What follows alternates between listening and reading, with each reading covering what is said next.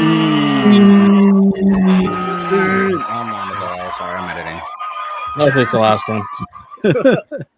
Well, so that's the thing. So I did start working on a brand new opening for these streams earlier today, but I kind of passed out because my body was just like, bro, you've been behind the computer too much. Whether it's like editing the videos that I edited this week or just for my regular day job, like the second my eyes like closed, they just started pounding. It was terrible. So I am starting to work on a new opening for TokuTonic, and hopefully that's going to be up and running next week. I just don't know. So should I keep the Steam or not? I At this point, it's pretty iconic, but also, I don't know. It might be anything. I mean, you could add Juicy at the end now. We could use Juicy. Yeah, we could. We could, or we could put the sounds of Gochizo's dying. Oh no, we like do in a the sound flurry. of Pikmin dying. But Lil Wayne said, "Call me to keep it juicy going for you." Like we need to keep juicy. I don't know. We'll have to see how it works. If we hear some more juicy talk during this upcoming episode, then hey, maybe. But I don't know. Since it's chips, it's gonna be crunchy. Speaking of crunchy, my snack today is toasted coconut cashews. Yeah, cashews. Get them cashews. I'm almost done with it. Like I'm tearing them up. And some good stuff. So that's expensive, ain't it? Though. No, not This really. economy. That many Really, nuts? so expensive? Those are usually pretty expensive up here. It's like $3.98. Jeez. I'm telling you, come down to Georgia. New York is expensive. You and everyone has been telling me this week to come down to Georgia, and I'm like, Jesus. Do it. It's hot out here. They're spending a lot of money. When my job becomes more remote or they start paying me slightly less, then maybe I'll think about it. Just saying. Anyway, this week has been like a major week for us in Toku just because we got good shit going on. And I feel like collectively, like we're excited. We're excited about Toku. Weeks. Like best week of Toku in weeks. Yep. So before getting into things, Ash, we missed you last week. Yes. I was gonna be there, and then I woke up and I was just tired and broken. And I was like, I'll sleep for an hour and I'll show up late. Like I'll do that, and then I just overslept till like lunchtime. It's okay. I mean, we kept the party going, and then the stream didn't end when we ended it. We ended the stream, and then it didn't end, and then Mark and I just riffed for like another 30 minutes or so. So until it actually ended. We did. Yes. Oh shit! You gave a sneak peek of your after hours plan. Pretty much. It was less shit talking. Yeah. Yes. It was more tame. It was more just like tame. AMA. It was just AMA. Yeah. Gotcha. And that was it. My camera's being trash. Oh, yep. It is. It's glitching up while he fixes that. Cloudy, how are you this fine evening? Great. Very good. Very tired. A lot of work recently. I want to hit retirement soon. I want to retire so bad, so fast. I'm still like maybe another 4 years away. Look, today I had my one-on-one with my boss, and I was like, look, we've been talking about this raise since like April, and it's September. Like, what's going on? Oh, yeah. I did something similar. Like, at the beginning of the year, I was literally just like, so these are the numbers that I want to see in my paycheck, or I'm leaving. Thankfully. Yeah, pretty much. It was a similar thing. She even sent me the email to the VP saying, like, this is how much we were originally looking at. We're going to see about getting you this much. And I was like, all right. That's on point. Yeah. Yep. Sometimes you just got to tell them. But speaking of big money, Mark. What's up? Spend a lot of money. I see you got a lot behind you. I know. You care to showcase off the goods? This Beetlejuice popcorn bucket. Was that movie good? What? This movie's fun. It's really fun. Okay, good. Okay. I don't know. I haven't heard anyone see it. And then I got this at Goodwill for $10. My wife found it sealed. Oh, nice. Oh, yeah. I like and that Goodwill. Mm-hmm. No, that means it has to have been like dirt cheap.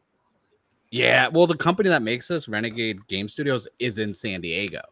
So, if they ever want to hit me up, my DMs are open. You could send me stuff because I spend too much money. But yeah, no, I got everything. Let me All see if stuff. I can change this so I can make you the star for Everything.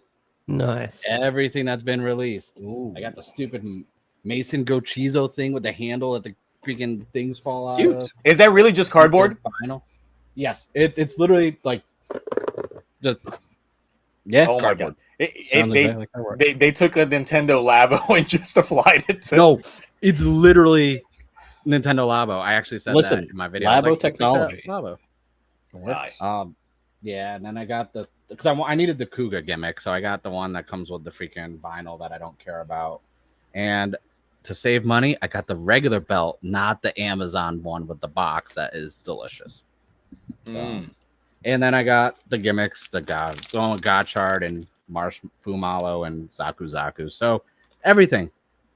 You didn't want to wait And till I like the have- belt dropped in price, like even just a slightly bit. Dude, I paid retail for that. This thing's cheap. It was like $30. Oh, okay, fair enough. This was like Wait until that thing's like 35. $15. This came with it. This was the same price. I think I paid like 18 for this, and these were like, I think $8. Like, listen, no offense, I'm not buying that markup from certain websites that everyone likes to talk about. I'm not paying that markup. I bought all this Not for the here. price of just this on that website. Oh, okay. Now sell me on that belt because I'm still like I don't want it. Yeah, Doesn't I'm the look like a same. big thing. All right. So, I mean, you guys could just go watch my video that I'm rendering, but I'll be nice because we're friends. The best thing about it is this little freaking thing right there is an LED light. And in the back of all of them, there's a little square. Mhm. It pushes various lights through the Gochizos, and it's nice. And it's not a big brick. I can lie. I actually kind of like the belt ever since Dude, I saw the first episode. it's a lot of fun. It's grown It's- on me. it's I actually kind of enjoy it. And I like the gimmicks. Like, it's just one of the things that's like when I was recording it and like unboxing it, I was like, this is a solid driver. Like, compare like the videos and the photos we saw when it was announced did not do it justice once you get it in person. Like, it's actually there's some I thought it was gonna be light, kind of like the 01 driver or even like the Desire driver. No, it's got some bulk to it, and the sound quality is great. It's like they've been really hitting the sound quality on the belts in Reiwa. So how's that crank action? Oh, dude, listen. As someone who's been known to crank their handle every once in a while, it's actually listen to it's not Soulja Boy, yeah, obnoxiously copy. loud with the clicking. It's actually very good fluid motion with the crank. I will say when I was trying to record it, I had it down like this because I have the top-down camera. You have to have it forward because when you try and turn it when it's back like this, it doesn't even do anything because it very easily falls back and doesn't work. But The power of gravity. yeah, I would say just don't get this. This is not worth it unless you could pay retail. If you pay more than 15 for that, it's not worth it. It's cardboard. How do you compare You it? can make it yourself. How do you compare it to the build driver over there? The build driver? Yeah, I thought you had one. Because of the crank. I do, but I don't like build. The build drivers and I never even played with the build driver. I just got it and then just put it. Oh, you never like made a review Oh. for it? I thought you did. No, I didn't buy it Open new. it up, I bought it dump it in the toilet. from Tokyo Jungle and at Power Morphicon 2 years ago. I bought the build driver for 20. The wizard driver that had the red hand on it. I bought the Sengoku driver and the Forze driver for $20 each. Oh, okay. Pretty good. And they were all out of box, so I never really played with them. Oh. I'll probably wait a couple months before I decide whether or not I want to get it or not. I guess it just depends on how the future upgrades will play into the belt. If we have more stack-ons like we did with Gotchard or what? That's the first thing I was thinking was how can you Do upgrade? realistically put an upgrade on this? And I'm like, the only thing I could see attachments for, like there's holes right here, and maybe something slides over the top of it. But then how would you, because once Maybe it's just- closed, you can't crank it. So Well, from what I've been told speculation-wise is that top part actually can easily come off and get replaced with a new top part of the head. Don't break it yet without trying to figure it out. They'll break it on Wait. screen. I feel like, wouldn't it be easier just to make like different Gochizos, like bigger ones or something like that? I don't know. Bardpox says given pinch how the it is, back, you and I guess that's how you pop it off. Oh yeah. Oh, okay. So yeah, there you go. Oh, Okay. So yeah, Yep, more so- tops, so- maybe. yeah. So Maybe. more faces for it, or that's how they're gonna sell us on Nah. other future Right, right. writers. Is just different tops of heads. So, Don't worry about Ash. She's just getting laundry. Don't worry. well, yeah, getting all that laundry up. Don't worry about Mark. He's helping Ash get his laundry. Ah, yes, he went all the way to Australia. You know, our world just happens to be connected, similar to reverse Africa from King Oger. They just easily travel between nations, no problem. Easy. No Right. borders. This one. Even if there's an ocean there, they just do it. They just do King Oger did it pretty easy. it. Do I have any plans on getting the chocolate weapon for the second? Hell no. the weapons for Gavu are still like the Bad. lamest weapons. And I saw someone on the Discord server actually got the sword. Well, the swords from the chips form. And I'm like, why? I'm so sorry. Like, why would you do that? Why would you knowingly just throw away money like that? At least spend your money on good stuff, like I just did last night. What'd you get? Dark Kiva CSM. You bitch. Spending your money crazy, aren't you? I'm just Listen. I'm just saying. Go ahead, keep spending it. Look. At first, I was just like, cardboard box will be a meme until for only so long. I was seriously like, let me. I want something I can get now. I was like having the itch of like, I need. You need to buy now. some. I had that Tyrone Bigum's like, I need some Toku toys, but I don't want that gacha driver. I don't want that. You wanted something good. So I was gonna get the Saiga driver from Vice, and I went to Toku Collectibles, and they were sold out. And I was like, "What? This has been in stock for so long." So I was like, "All right." You didn't try like Makari or anything like that? No, I was just like in a impulse kind of mood because I got paid for my second job. So I was like, "All right, scroll." Dark yeah, that Kiva. extra income, and you were like, and then I was just like, you know what? I've had Kivat from Kiva since 2008. That is the first writer anything I ever purchased. And of course, importing shit back in those days was abysmal just trying to get stuff. But I was like, he's been kind of lonely. I think he needs his daddy. Fair. So, by the way, Go Chizos, I think are actually a really good toy. I'm actually down to collect them. I'm probably gonna end up collecting them, but first.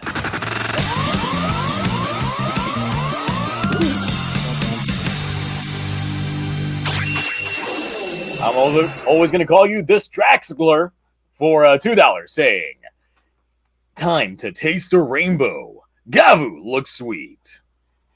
You do. Well, actually, no. The suit, not so much, but the show. The suit. Yeah, I think honestly, if the base suit was white, which I don't think they'll ever do in like a while for a main writer, then maybe it would offset some of that color coordination and make it look a little bit more vibrant in that aspect. But I think it needs that dark undersuit for when they do those night shots that are going to be pretty sexy. If next episode is any indication, I just think they need to make the face bigger. That's my only complaint, really. The face is very flat. If you could like round it out, just cover a little more, I would be happy. Like, if it had some depth going on to it, then yeah, I'd be feeling it a little bit. Because you look at it from the side and it's like, oh. If you look at it from the top, you know how like Rainbow Gotchard has awkward angles because he's just too pointy and he just looks very herp derp from every angle. Gavu's like herp derp in a different perspective, as opposed to like being like convex, he's concave in a sense. There's like nothing there. It's very odd. It's not like I have a problem with the suit or anything like that. In fact, I feel like it's kind of cool. I enjoy the show so much, even though I don't like how the suit looks. But I get why it looks like it. You know what I mean? It's very simplistic because you gotta break apart and all that other stuff. Which honestly was a big surprise. But yeah, let's we'll address that in the talking section. Yes.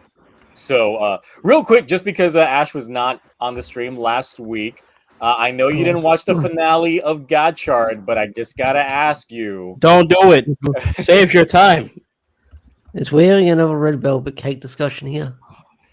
No. You know, I just want to know if like you've gathered some thoughts, opinions. Were you like curiously masochistic enough to just attempt to watch it out of context or what? Got the Gotchard Finale, yeah. The last episode. I've heard. I tuned in a little bit during the stream, and I just heard a planet was created, and I saw the shorts here and there. But I think I might just go into someone like I might just watch someone describing Gotchard out of context and see how it goes. Well, I got a great hour-long video for you. I think a lot of YouTubers have great hour-long videos for me where I can watch it and be like, this is just sounding like a fever dream at this point. Yeah, it's ridiculous. I don't even think people can pretend like they enjoyed Gotchard. Not, you know what I mean? I think there are some people that will still say that they like Gotchard, but I do feel that those it's not their favorite. Like, yeah, they enjoyed it. They'll say that they've got faults, but then they'll only shed light on like the positives because they don't want to come off as being overtly negative. But that's the thing. It's like, it's not like the negativity is coming out of a place of like hate. It really just comes out. I mean, at the end of the day, a lot of us are just writer fans and we want Kamen Rider to be good. And when we dedicate a year of our lives to a show, it's like we just ask for at least make it enjoyable. Yeah, no, I get that. Whether it be enjoyably bad or enjoyably good, you know what I mean? Yes, at least it could have been like bad, but in a good way. Yeah, because there are several shows that are bad in a good way. I don't know. I just feel like I've never been so happy that a writer series is over. That's kind of how I feel about it. You know what I mean? Look, I'm just happy that I'm done editing Gotchard stuff because that video killed me. Oh yeah, I can imagine having to rewatch all the. And I spent over 4 days just cobbling it together. So yeah, I was honestly like, no one's gonna watch this video. It's like almost an hour long in length, and it's Gotchard. No one would actively care. I am putting up too much work into this video for Gotchard. And boy, was I wrong. Gad. Like, I was surprised the video was doing numbers. So yeah. Oh, speaking of numbers and videos that you've produced, did you I need you to make a full version of that rap. Of me doing Jay-Z. I need the full version immediately. I made a comment in the comment sections. I need that ASAP. Oh, okay. All right. Yeah, I don't know if I'm gonna do it. Just putting together that clip alone, that's like only a couple seconds in length, it did take a while. Fair, but God knows I need that in my life. At least like 30 seconds long. I'll take it. Yes, that'll be the new intro to my channel. Is just that. So, Mark, what you eating? You made a disgusting face. Cottage cheese, but it's like not cold enough. Ooh. Is it like a flavored cottage cheese or is it just regular cottage cheese? Just regular, low fat. Oh. No jalapenos. Medium to large curd. I like the pineapple kind of. I never got into the ones with the fruit in them. I just like straight up just cottage cheese. I think it's delicious, even though everyone thinks it's savory weird. Cottage cheese kind of guy. For cream cheese, I could go either or, but for cottage cheese, I prefer going. I like salmon cream cheese so much. Sweet rice. So real quick, Musa Muteki.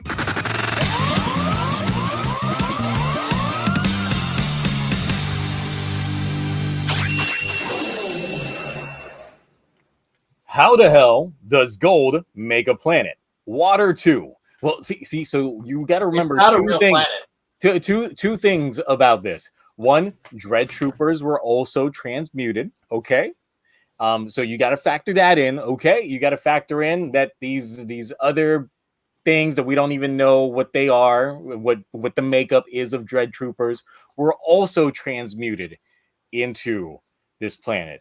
Another thing is, if you listen to the production staff, they ain't got to explain shit. Use your imagination, my guy. It'll explain everything. Every question that you have about Gotchard is answered through the power of your own thinking. Didn't they say it wasn't like a real planet? It was like fake matter or not real matter? No, they said the planet itself was real. It just had no density to it. Makes no sense. Exactly. It makes no sense. As someone that watches a lot of like Star Talk and shit like that, I'm just like, an astrophysicist would probably like punch you in the face. I It can has just imagine. mass. It has mass. You can step on it. I just imagine like Michio Kaku reading this and then just punching his computer screen. The guy always seems so chill, but I figured that would be the point that he would break. Oh god. Plus, how does an alkaline metal, like a soft metal like gold, turn into? Oh, I don't want to get into it. Especially of something of that that size. I was gonna say that mass, but technically based off of what they've implied, it's got no mass. Also, since he turned the world gold, he only covered everything in like an outer coating of gold. You know what I Yeah. mean? It was just So paint. it wouldn't even. So it wouldn't even be like that much gold to make a planet with. Actually, it'd be like, I don't want to think about this. This is gonna make me hurt. Really yeah, quick well, though, Barpox said Hollow Earth, and I have to just say, you didn't tell me because it was in your Discord. You watched Godzilla Kong, like the new Empire, and you really liked it. yeah, I loved it. I was cheesing the whole way. I was nothing but smiles. I was loving the fuck out of that movie. It was like watching a Saturday morning cartoon as a big kid. Because it was just Yes. enjoyable. It's not like a fun But ride. from the overall Yes. scheme of MonsterVerse, it is, from a story standpoint, it's atrocious. Oh, it's the worst one. I mean, there really It's like the is Fast no and Furious story. movies. And even then, yes, it's gotten to like the Fast and Furious aspect of things, but it gave us the most monster on monster action that we've gotten before. Even if I will say that there were some 3D like CG that was completely questionable. Like there was a moment in which when I saw Godzilla get into the Coliseum to sleep, the animation was like running at 20 frames per second. It was like, why? Why did someone just greenlight this? This is But the rest of it, I was still like having just mad fun with Godzilla. I mean, Kong riding on Godzilla to fight. And other Crazy Orb was monsters right. that The have- story is at least better than Godchard. Ah, There's a lot of bad stories that I'd rather take with Godchard. At least they tried. I want At to least know they if tried God- telling a story. I will say, wonder- Godzilla Kong gave us the best clip ever, where he just started beating other monkeys with the little monkey. Oh yeah, in the very Like, beginning. Yeah. That's like the best scene out of anything MonsterVerse related. But I was watching Discord, I was like, he's really over here and being like, well, Mark said it was I'm like, I did, and I was not wrong technically. It's a fun movie. It's just not a good. It's like Pacific movie. Rim too. Or Pacific Rim. Yeah, I would say more like tangent. the original Pacific Rim, because the thing is, I enjoyed the original Pacific Rim for the same reason. It was like watching a Saturday morning cartoon. Yeah, like it was just a big budget, like balls to the wall type, great action, giant mech fights with kaiju's and shit. It was great for that aspect only. I found this, my holy grail on Blu-ray. What is that? I can't even see the cover. Robot Jocks. Oh, okay. Damn. Good 1990 robot. Yeah, that's some good punching. 90s cheese. I've been hunting this down for so long. Never seen it. Because it's nowhere on stream, and it's on Tubi. That's it. You can only stream it on Tubi. Other than that, it's nowhere to be found. I saw it at this like Reanimated Records here in San Diego. It's in the collection. I was like emotional when I saw it. I can imagine tears. Just welling in your robots, kaijus, beating each other. It's my favorite thing ever. So I gotta ask, just curious, Zio, quickly, just because before we move to Gavu and all that stuff, I just want to ask about like the winter movie that has not the winter movie. I guess it's the fall movie, whatever the summer movie, the Daybreak. Yeah, the Daybreak film that's got to come out that looks like it actually does have promise in it. Do you think that has a chance of like being like the trio of deep sins to this show, like the one thing that's kind of decent, like halfway decent about the show? I would say so. I would say yes, but at the same time, since we know that this happens kind of like in the interim of the series, in hindsight, I don't know if it's going to be one of those. It's just going to be make us even more mad at the series because of it. Like you had so much potential. Why wasn't this exactly? That's how I feel. At least from everything that I know about the film, that it might make me feel that way towards the series. So I don't know. But hey, it might get me to buy that new driver, his driver. But sadly, now it's also regular Hotaro's driver. So I don't know. I'm kind of torn up on it because of that. Hey, listen, it's not Hotaro's. It went back to normal. Remember, it's orange. Yeah, he still rocked it, and they put his face on the new box. So, Oh God, True. I haven't seen the new box. Yeah, you know how when they do those drivers, because they do it for they did it for like Deathstream, and they did it for like a few of the premium boxes that I've got it. Where one side is like the writer that first has it, then the other side is like the other guy, and it's just like, oh fuck, really? Why? I don't want to see Hotaro's face on this shit. Yeah, I'm gonna let you go wild on that one. I'm not gonna lie. Oh, what's this?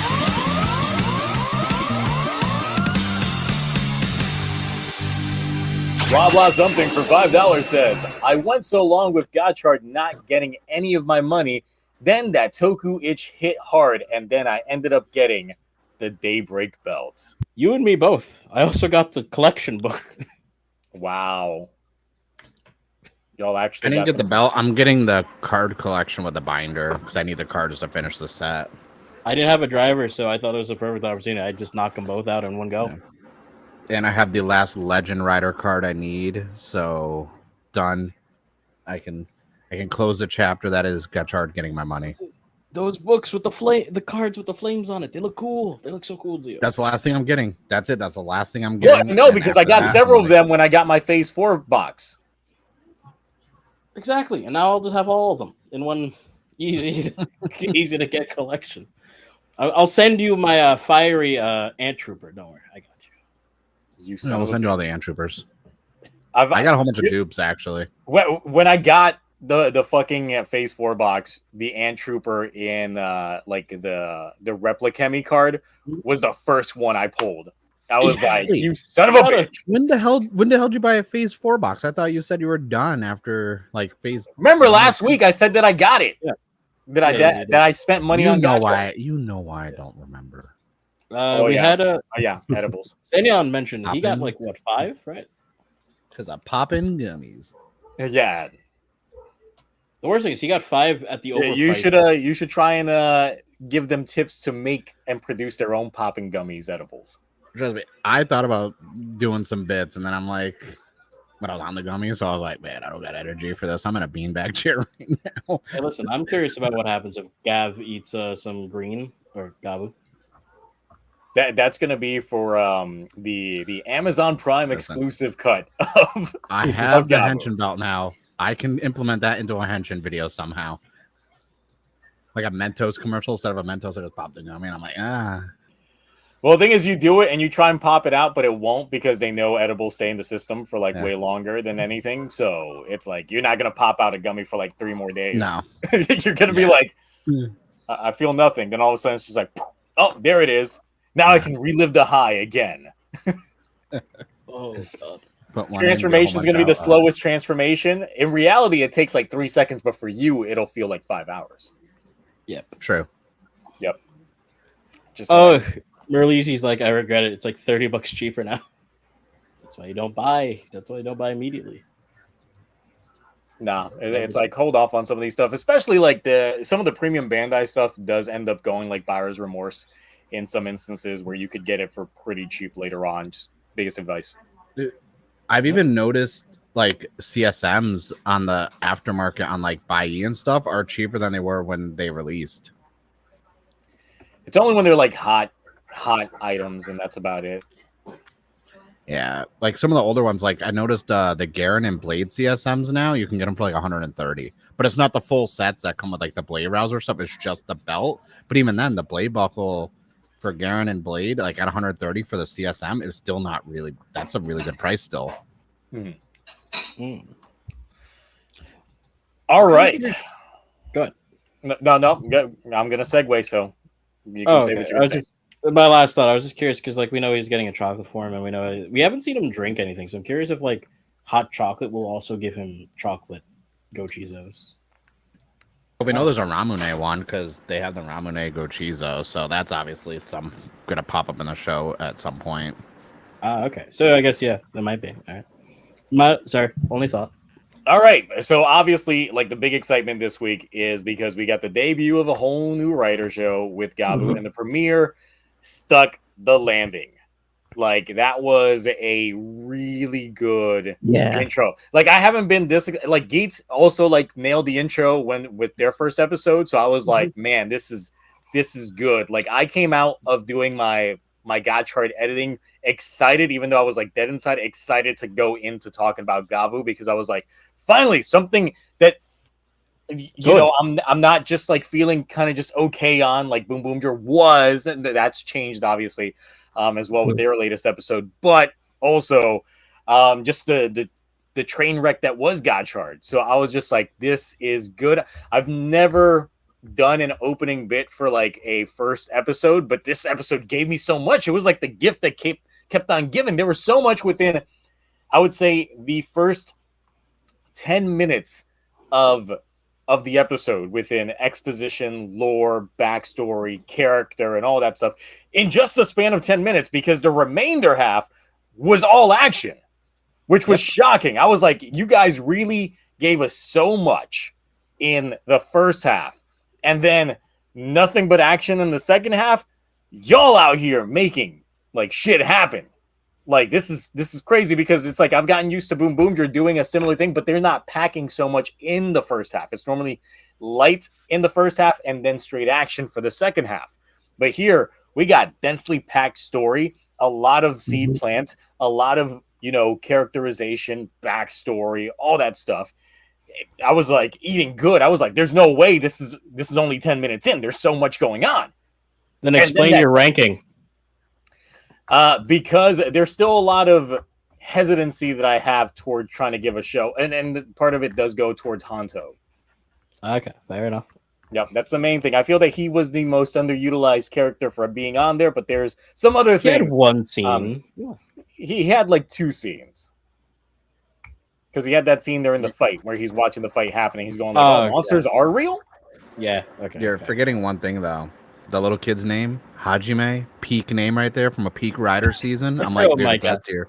This show's already the best. Listen, that is one of the best child characters in a rider in any Toku series I've seen in a long time.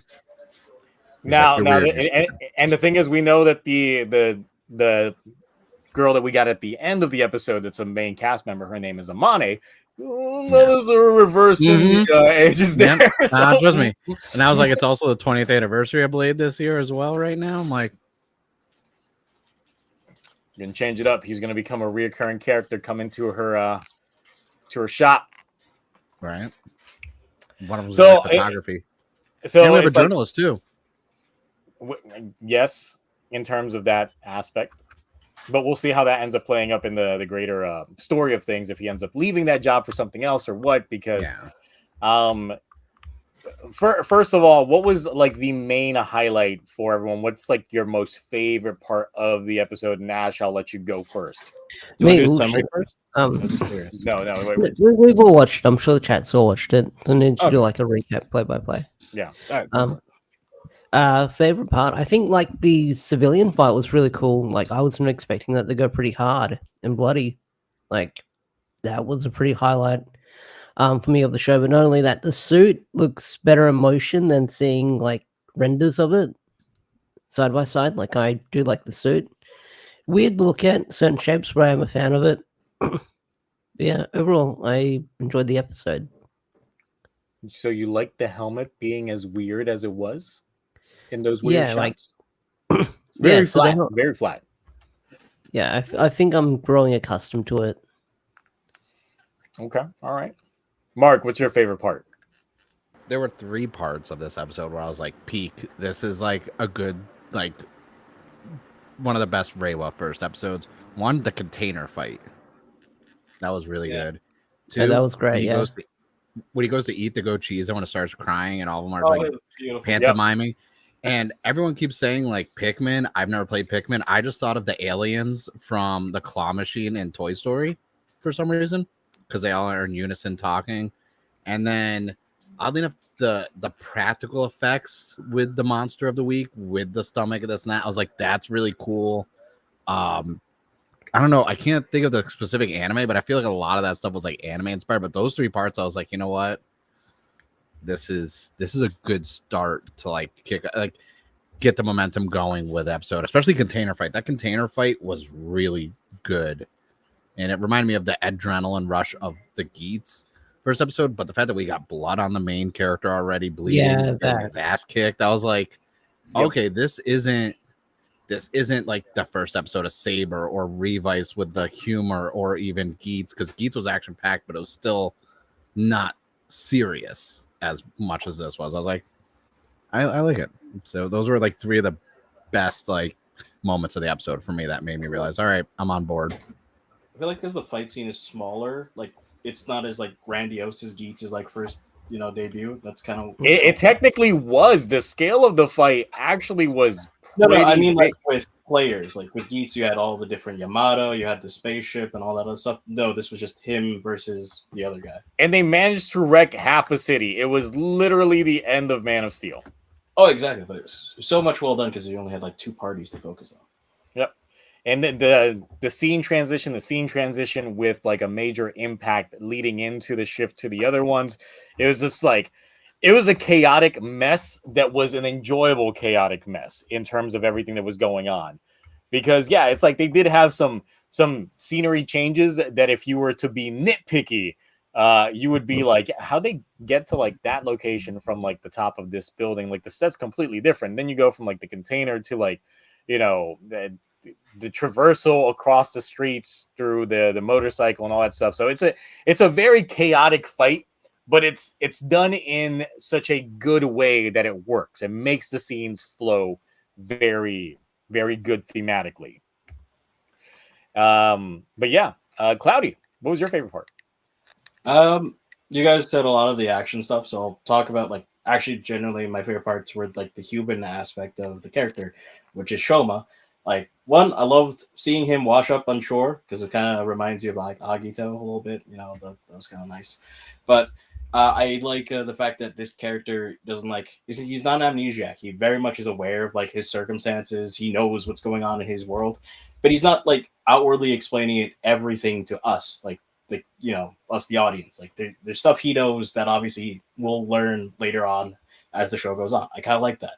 I like how he's very new and that they nailed the fish out of water aspect of the show. So like, even though he doesn't understand a lot of the stuff, it doesn't come off as kind of annoying. You know what I mean? Like with how sometimes when they do fish out of water stuff, it can be pretty annoying. You know what I mean? This felt very innocent, like very like much like he's just trying to discover about the world that he's truly mesmerized about, and he's discovering more about himself in the process because he didn't know he could make gochizos. Well, at the same time, it's like it's pure accident that he's in the human world anyway. So exactly, but yeah, I'm just I'm enjoying the main character, so to speak. Like I'm enjoying seeing his journey, and I like him. I don't think he's annoying, but I also don't think he's like too serious either, or like that serious or like too goofy. I think he's got like a decent balance of like kind of like innocence and serious when it matters. You know what I mean? Yeah, that's why I said in my review that he has a naive side to him, but with that dark undertone that kind of makes him a little bit more endearing of a character for me. Oh yeah. Oh, and one last thing, the undersuit, like when you see like the suit before like the full gummies take over the suit, I actually really like the detail to it. Like you see like the black suit and then everything else forming on top of it. Mark will definitely be seeing a lot of that suit as he's building mini plazas and shit. Since it's all going to be the same undersuit. How many of those are you going to have to buy? No, as of right now, from wave 1, I have to buy 2 extra full ones because the Zaku and the chocolate gun form, those ones are just armor you attach to the main form. So I have to keep buying the main form over and over again. It's like what they did with Zeo and 01. Like you had to sit there and buy 01 over and over again to attach the armor pieces to it. And I'm like, did you have to do with Geats as well or no? Dude, no, Geats was worse because I had to buy like 6 or 7 entry forms almost every wave because it would come with here's entry form with 5 helmets to make all the other characters. So now I had to go buy 5. Like I think altogether I buy 13 or 14 freaking entry forms just to put helmets on them. So I don't think it's gonna be as bad. I would say that that suit aspect of things is my most surprising part of it because I was not expecting that. And yeah, when I first saw that, I was just like, man, Mark's gonna have to buy this shit so many times. Yeah. just Oh no, I already talked about it last you're gonna month get when so- they first announced the toys. He's I was gonna like, get this is so gonna bored make of me building the angry. same thing over and over again just to put this. Mhm. It's like, no, that's like me with all the Astray Gundams. I'm like, no, Yeah. stop. Hey, the Stray Gundam there line was- is great. Repetitive. I is great. did hate though. It kind of got spoiled how the armor works in the blog post because they talk about how you can take the pieces off the Sotos to make it look like he's missing the armor, and they even said, and then he could just do another Gochizo and refill his armor, and I'm like, what are you talking about? And then I saw the episode, I was like, that's a cool aspect of this. So we Yep. can get So- some battle damage.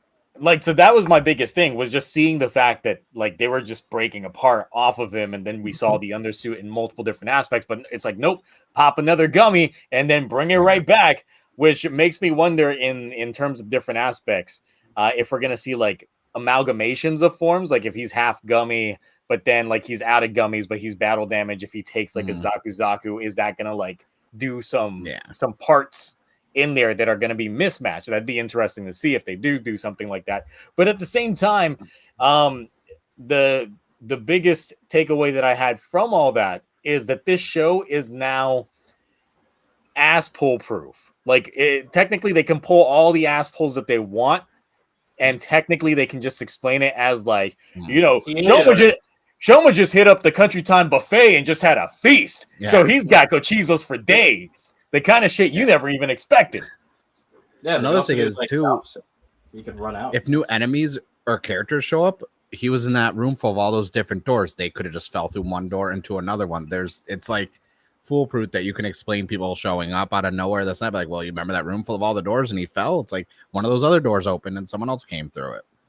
Mm-hmm.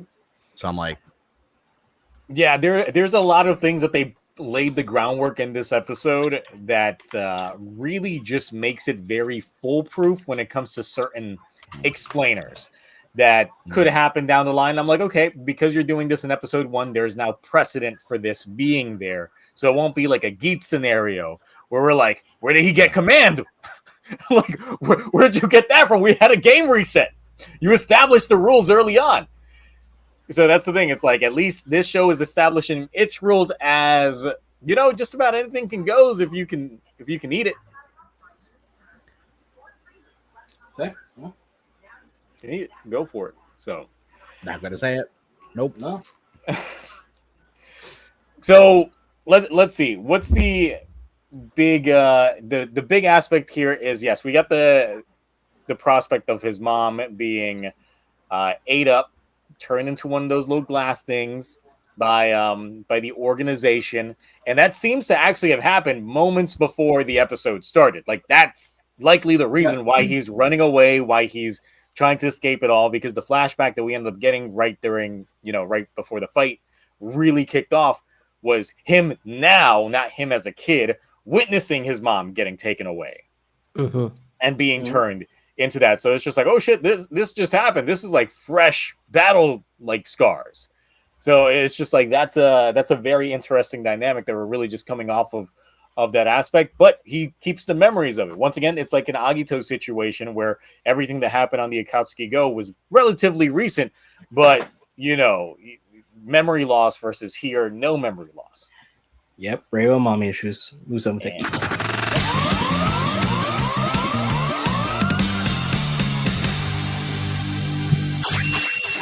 We got Musamu Teki over here for another $5 saying the Isekai machine failed to claim Shoma. I'm guessing it's Shoma and not Shona.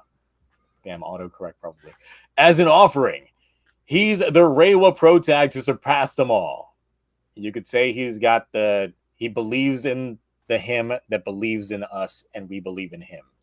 All the believing. Tengen Toppa Gurren Lagann. He's got the gummy that will pierce through heaven. All right. So yeah, in terms of like the mommy issues that we have here, how do you guys feel about this little backstory tidbit that we got to her? And also, of course, her, pretty much laying the groundwork of not eating the snacks, the dark confectionaries, whatever subs you ended up having. There's different translations for it. for Shoma as a kid, and the fact that she said, "Don't eat our family's dark confectionaries," but she herself is human. But we know that Shoma is half Granu. Mm-hmm. So it's just like out here we're already cooking with lore, and I'm just like, boy, I'm over here just eating good as a lore hound. I'm just like, all right, y'all laying some good seeds out here. Now, hopefully, you guys don't forget that his mom was a thing later on in the future. So Right. they'll She be like, oh turns no, into a Chizo, and that's it. it's like he tries finding the one dark confectionery that she was turned into, and then tries to eat it later on, and that's how he gets his power up. He eats his mom. All right. So, Mark, any speculation that you have regarding this backstory?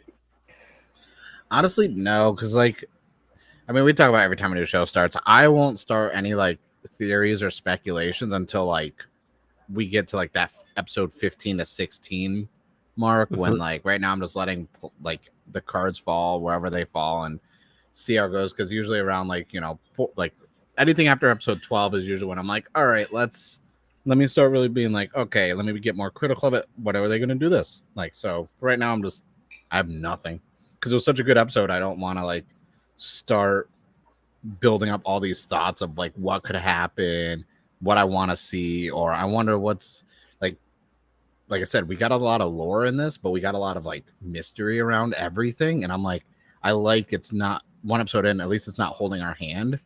Sorry about that. It's not like bathroom break. And it's not like episode 1, here's the villains. This is the villain's motivation. This is the end game of what they're after. It's like, no, we really don't even know what the actual like villains are called besides the Granu. We just know that's the name of the race. We don't know alien race. We don't know anything else. And I'm like, good. I'm glad. Yep. Like, I'm like, they didn't even explain what the Granu technically are. That's the thing. It's just like they've just been there. They're disguising themselves as humans, using their gavus, because that's what their stomach thing is called. Every Granu has one. It's just Shoma's is special. It's different than everybody else's. Because he's half human. Yeah. And for some reason that just makes it look the way that it does and protrude the way that it does. Yeah. But another thing when it comes to the Granu, while we're quickly on that subject, is just the aspect of their transformation, because it does appear that they've got some sort of little USB device thing that is what is giving them their human form. Oh yeah, Gaia memory. Yeah, because when they eject that from their Gavu, that's when they change into their original form. Which I guess for this guy was a dog. But yeah. A nice little interesting tidbit, especially since they went out of their way to do the zoom in shot to show him ejecting that before the transformation, to show us that the human form was the transformation and not what we got afterwards. That was just his real form. But Ash, how do you feel about the mystery, the lore that we got this episode regarding like the dark confectionaries, his mom, that kind of thing? No, I like it. I like a good lore. It keeps you hooked because they don't explain everything straight off the bat. So that way you're gonna have to keep watching to find out more. Hopefully it doesn't fall apart. But Shoma's motivation, like he does say that Lion, I think he wants to make sure he can protect everyone. So that's like major shonen protagonist vibes going on right there. But yeah, I like the lore. Like we're only one episode in. I'm hoping we learn a little bit more next episode, but enough to want me to keep watching. But yeah, like the lore going on, I'm definitely on board for it. Because I didn't catch on to it until your review where you said that Shoma refers to himself as a Ganut. So he doesn't know that he's half human. So that's an interesting aspect as well. Well, he does. He does, because in the very beginning, when he lands, when he's falling off the plane, he's like, "This is Earth. This is Mom's world." Well, Mom's world, yeah. Yeah. So that implies that he knows that he is half human. Okay. Yeah, but yeah.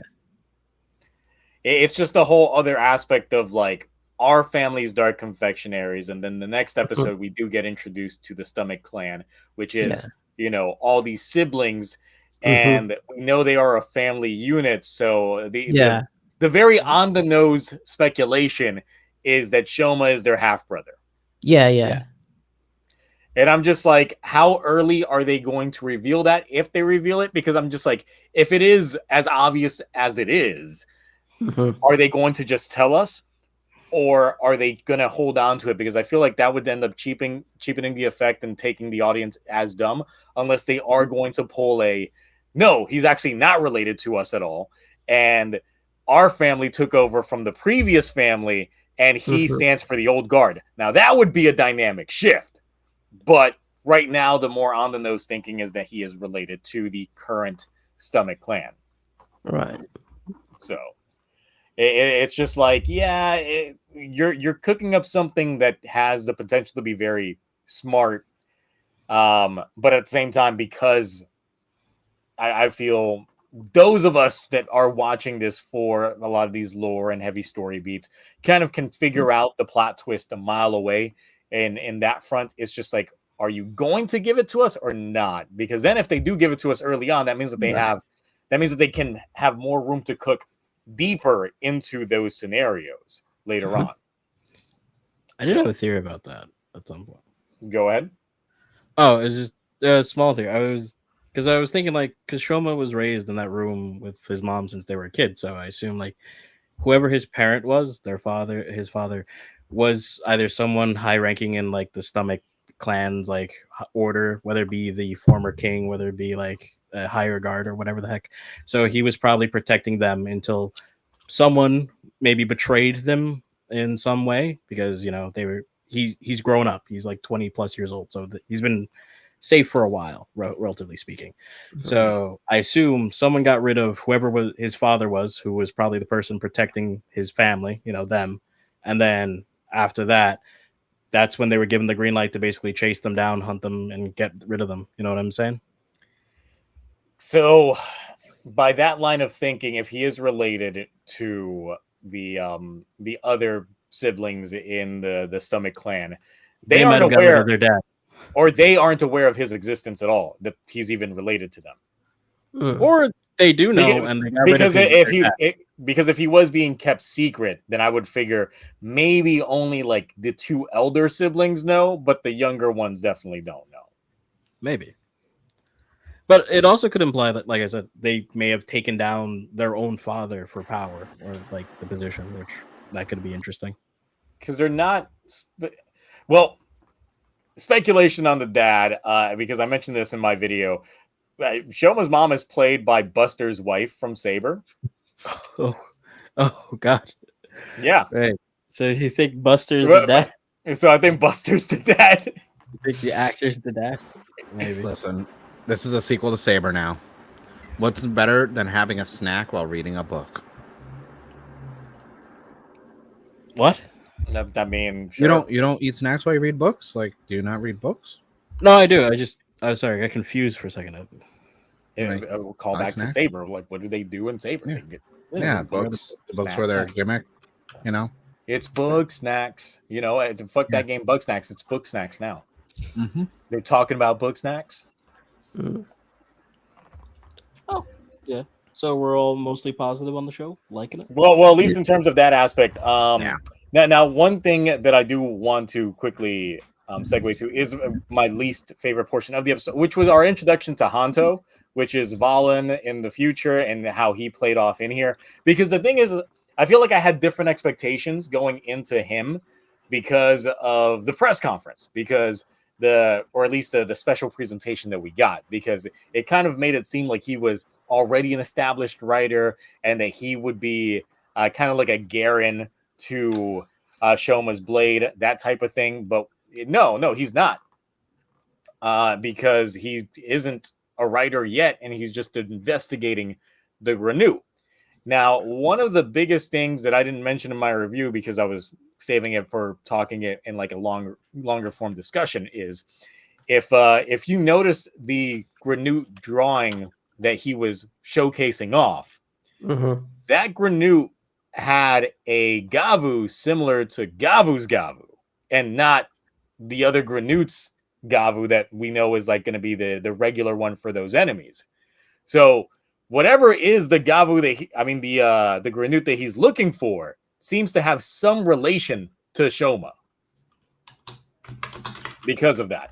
So yeah, if you go back and just look at that drawing, it also looks like it's a Cookie Monster, not Cookie Monster, but Cookie Monster, Right. because it's got the whole chocolate chip design.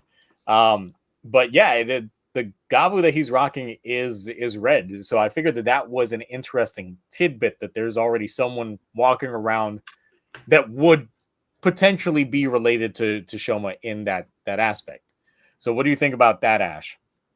No, I never caught on to it. Like I saw the design, but I didn't think much of it.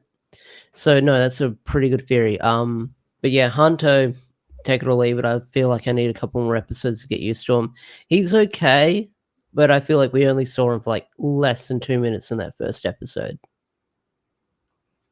Yeah, and that's the thing. It's like I expected someone that would come off a little bit more mature, but he comes off more unrefined, green, especially since we saw him interacting with his boss, and his boss is pretty much telling him kind of blatant speculative lies, essentially, unless the woman ends up actually being the one that murdered her husband. Who knows? But he was pretty much just saying, yeah, that woman obviously murdered her husband. That's why she acted the way she did. And he's just like, you're right on the money there, boss.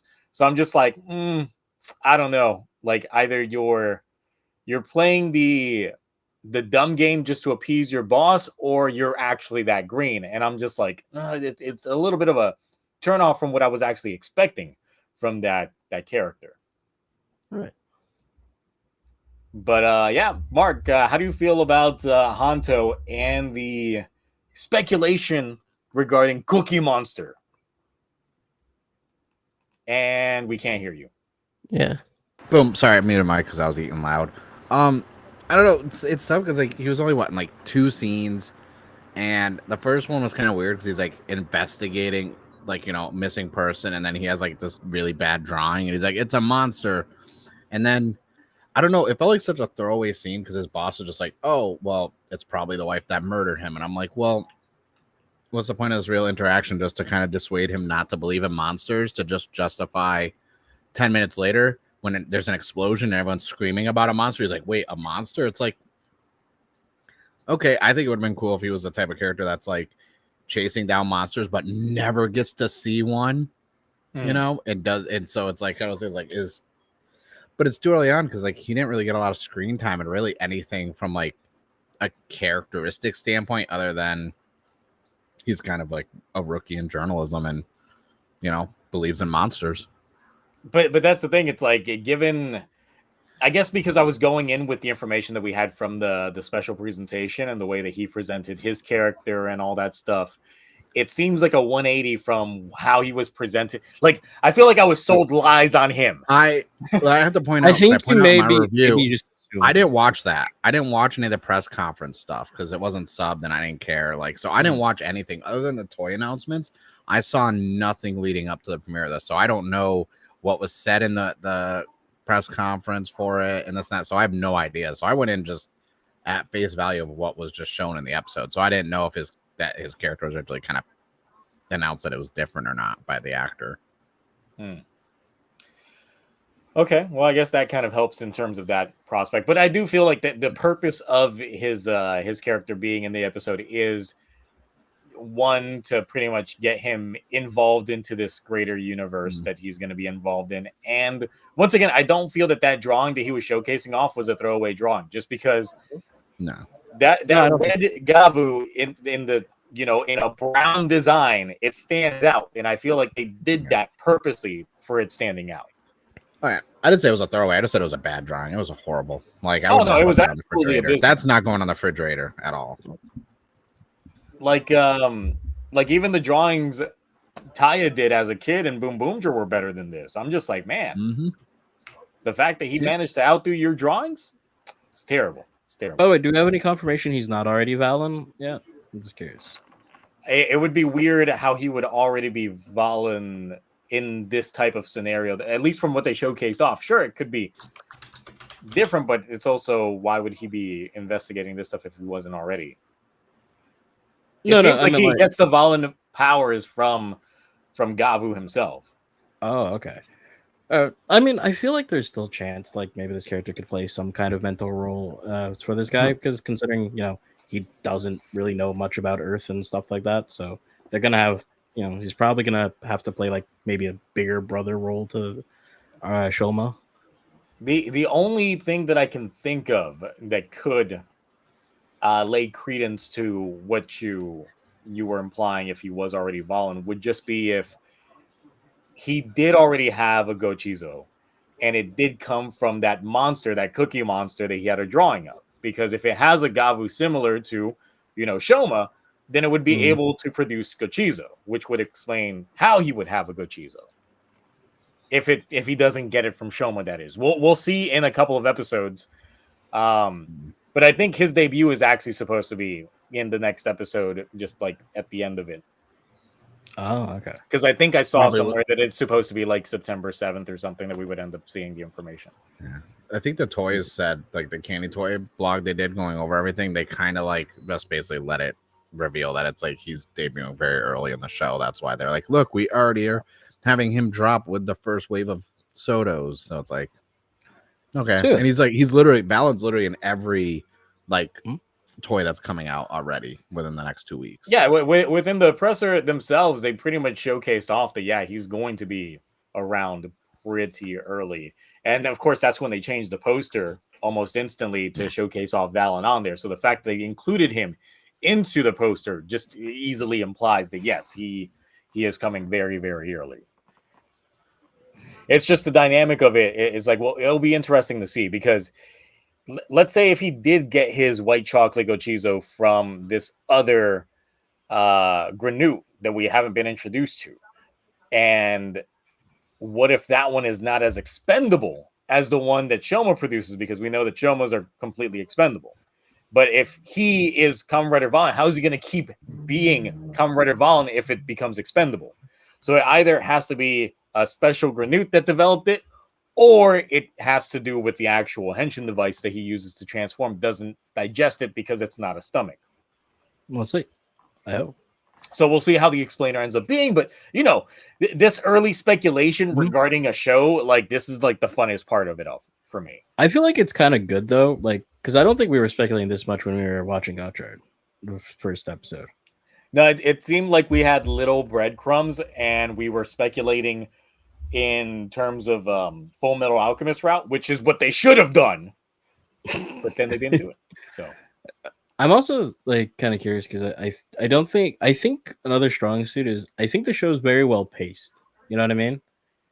Because it's giving like from the first episode you got the mystery aspect of it because it doesn't go into like hardcore action, but you got like the thrilling aspect of this guy's running. What's he running from? Why is he running? And he crashes out, and then you get like the slow unveil of him not being human, the stomach, how the Gochizos come out, and all that stuff. And then we get wrap it up with our nice little fight scene into him riding off as a rider would do and passing out into the bushes. So I feel like the pacing really helps this episode because I feel like, no pun intended, it really helps you digest a lot of the things they want you to plant like into this show at first, and then lets you just enjoy the ride with like the action and the thrilling part of it towards the end, like the latter half. You know what I mean? Completely not a pun. Okay. All right. I didn't mean it's a proper phrase.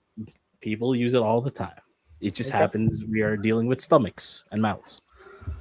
But yeah, it seems like a lot of people are in the bandwagon that because of Valen's gun transformation device, that because it's not a stomach, it's not going to technically sacrifice the Gochizo for it.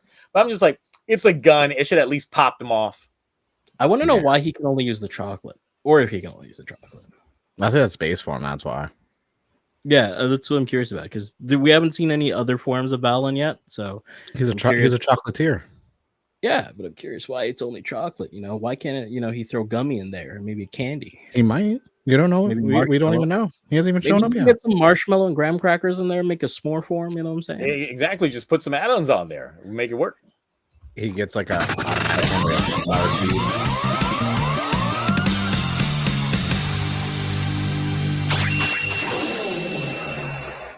Camilo A for what's that currency? What's R5? I don't know what that is. Well, okay, it's not a ruble and it's not a. Well, for some strange currency that I don't know, says the press always tells BS because they said that Gemba was a thief but he was actually a provider. They did actually say that he was more of like a thief like character. Right. But they don't know how he provided that stuff. You don't know where he got it from fully every time. Oh, But yeah. now we do. Yeah, well, I mean, yeah, now we do. But Well, now we know that he's Amazon. Mm-hmm. He just gets it.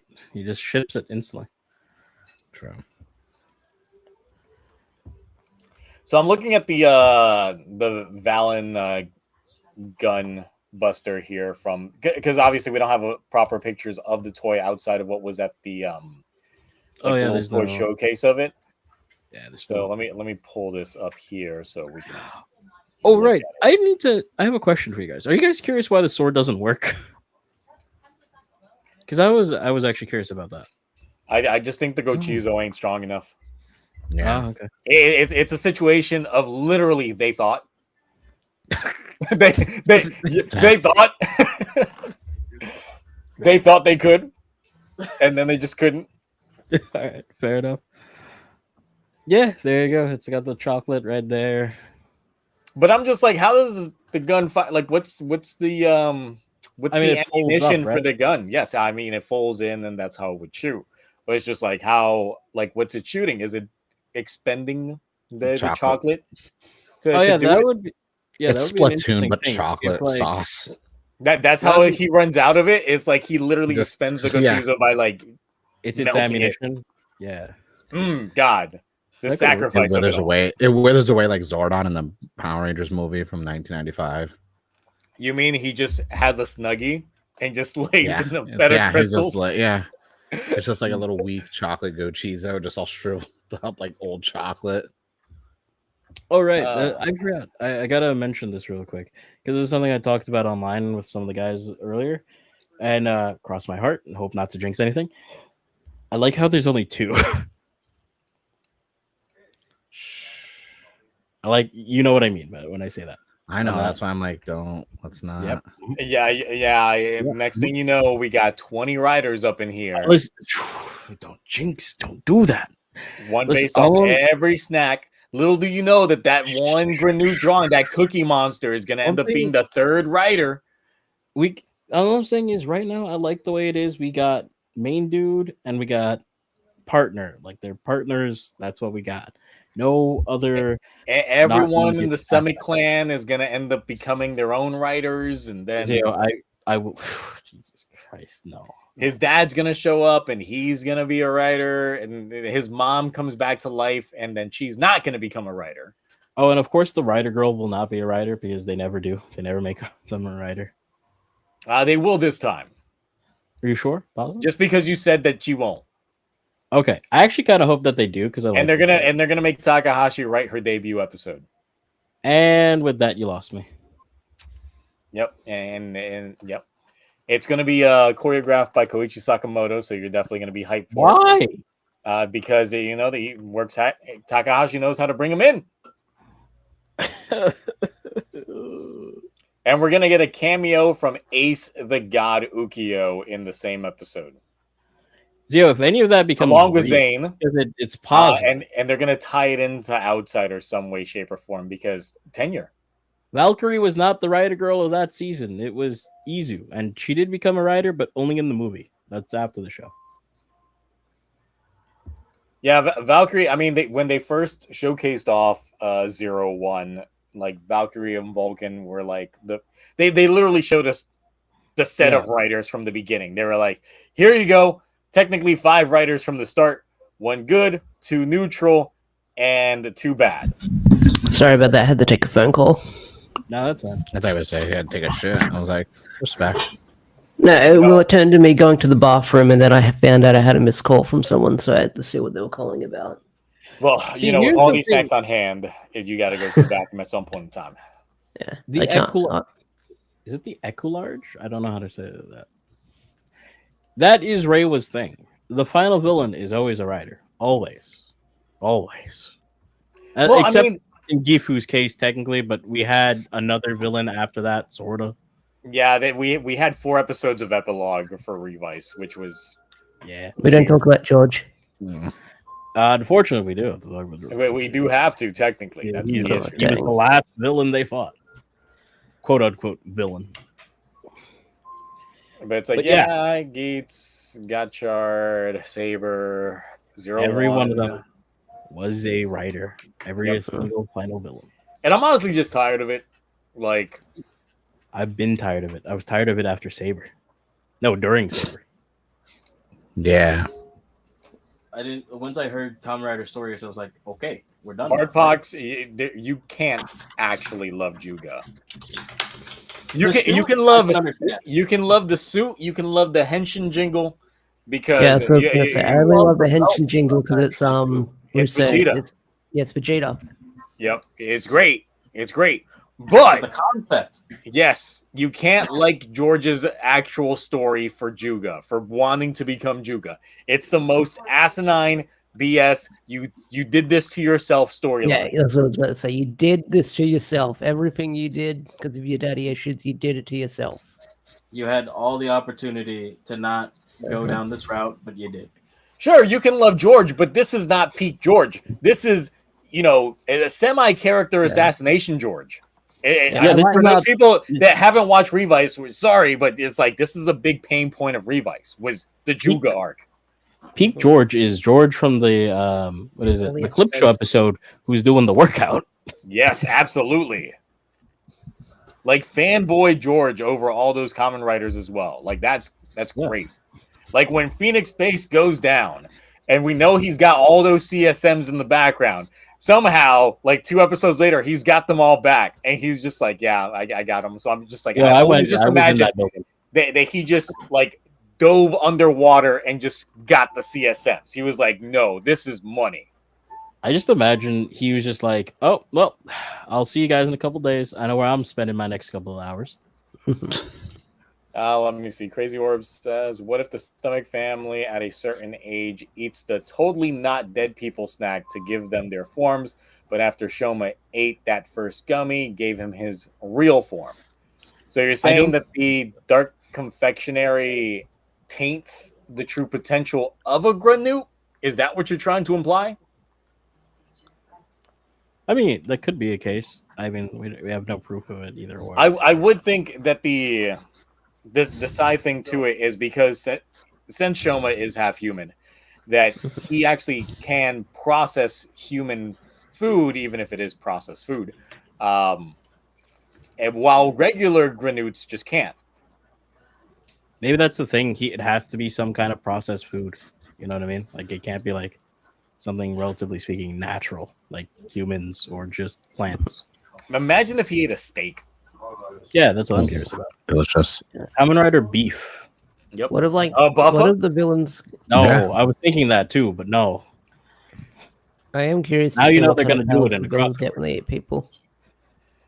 I bet they're going to do a sponsorship with some restaurant or something like that, and we'll get like a Gavu McDonald's form. Yes.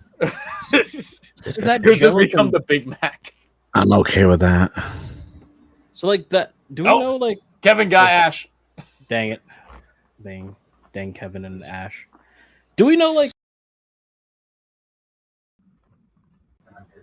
that shit? Said something and we all got it. Okay. It was Ash first, and then we all that's what we get for talking about some sweet meat. Yo, listen, Kevin, he wanted that meat, and Kevin was all about that meat. He was like Gabu, just out here, just getting it in. I can't wait for one day to like you actually making a persona for Kevin one day. Please.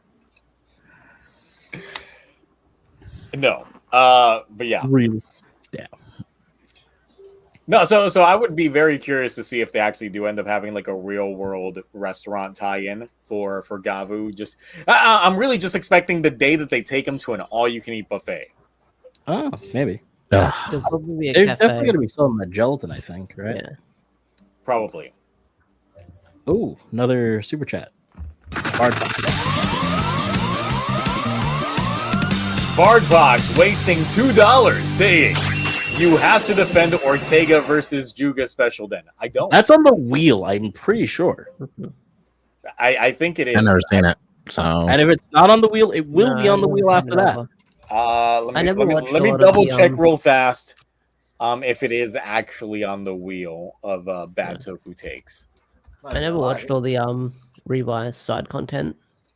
I haven't seen any of them besides Veil, the Veil one. I haven't seen any of the other. Oh wait, no, the Veil Special. stuff I did watch. I forgot. Yeah, it's been so long. I don't count ago. that. That stuff's good. That stuff's good. That doesn't count. That could be its own thing. Yeah. It should have been its own thing. 2 episodes in the main show, please. What was it? I saw the secondary writer special thing too. So Mad it's Dad. not on here. The one that I do have on the wheel is the Juga arc was peak Revice. No. But I can add the Juga versus Ortega special Why? is superior to Revice Legacy Veil Legacy Veil in every way, shape, and form. I hope it was painful typing those words. So yes, I now added, and the thing is that some people were asking me, are these really like real, like bad Toku takes? It's like, no, they're not. I've never heard anyone ever utter these words. And some of these kind of, sort of, but for the most part, I try adding some nuance to takes that are just fundamentally wrong and making them something that could actually be discussed, such as taking that super chat about Juga versus Ortega and make it fundamentally now a really, really bad Toku take. Yeah, I don't think I've ever heard anyone have that take. I don't think that's Now possible. it's on the wheel. I gotta watch that special now just in case. I won't. I refuse. No, I refuse as well. I'll just get 2 bad to bad back takes that I did not want to I'll get. just speak in last week. platitudes the whole time. I don't know if I would rather watch that than Gotchard. Like I'm like in a different, like that's how bad it is that I'm just like I might consider watching Gotchard over it. So Maybe. yeah. I would rather watch a lot of things over watching Gotcha again. I'd watch Geats again in a heartbeat. Oh, I mean, I have no problem watching Geats over Gotchard. That's no problem at all. What Oh, show? okay. Like, what show would you rather watch? Like, in a heartbeat over Gotcha? Any regular Dime. show or any Like- writer show? What's Anything that people consider bad in general. Oh, okay. Wow. I'm not gonna lie. I would watch Wizard again over Gotchard. I can't remember think Wizard's Wizard. bad. I can't remember Wizard. I don't think it's bad. I just think it's Yeah, it's a very forgettable season. That's my Yeah, biggest thing Bill about is it. like the least True. talked They have about great one. forms now. Oh, absolutely. Oh, Which is yeah. why I think I may be able to watch it. Plus the SIC forms were like amazing. Like I bought all those toys because they look so good. For those of you saying Saber, I'm writing you down on a list. Thank you. Make a list. Yeah, make a list. Cloudy. And check it I'm too twice. lazy right now. Yeah. I'd rather watch the last 2 seasons of The Flash. Oh, Oh, Watch, are you sure? 'Cause, yeah. I'd rather watch the 2 middle seasons of wouldn't. The Arrow. Would you rather watch Power Rangers Samurai? Someone said in the chat. No, Everyone's saying Ghost. No. That's not cool. Research. I would actually watch Gotchard over Samurai. I haven't gone back and rewatched Reed Soldier, but I'd watch Reed Soldier. I like Reed Soldier. Real Soldier wasn't Real bad. Soldier's Also, really good. I don't know why Ghost people didn't like it. isn't It was bad. fun. Ghost Thank isn't you. bad enough that I wouldn't enjoy watching it again. Or Yeah. certain Good forms. Good forms. I Good think we- jingles. Good gimmicks. Good fight scenes too. Plus Yeah. those night fights, those are actually really good. Yeah. I think it's just a Hey, meme. Bart that Fox. goes- I Supergirl think was a he good does. show for first season before Oh, yeah. CBS lost it to CW. The first couple episodes are really good, I think. Yeah, second season of Supergirl was I'm not a big fan of. Yeah, I It watched. when kind of made me go like, yeah, I'm not watching CW this. took over, and Yeah, you could I tell. watched the Wow. first season because I bought it on Blu-ray. I never finished the entire series. What did you guys wanna think get of my Legends? Because I actually liked Legends for a while. I've never seen first Legends. I season was didn't good. finish Legends of Tomorrow, but I'm just gotta say that beatdown to Cisco's Thong Song will always go down Yeah. as peak Yep. CW. Because I think Yeah. Legends for a very long time was pretty good. It took a while for it to get pretty. Yeah, sure. I don't know who this is, but they just gave me 99 cents.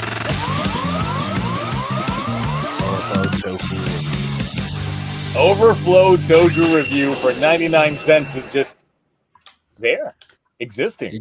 It just gave you 99 cents. Okay. Yep, I can buy me a whole. Do you have a actually, channel, Overflow Toku Review? Is that why you wanted to like just I donate? feel like the name.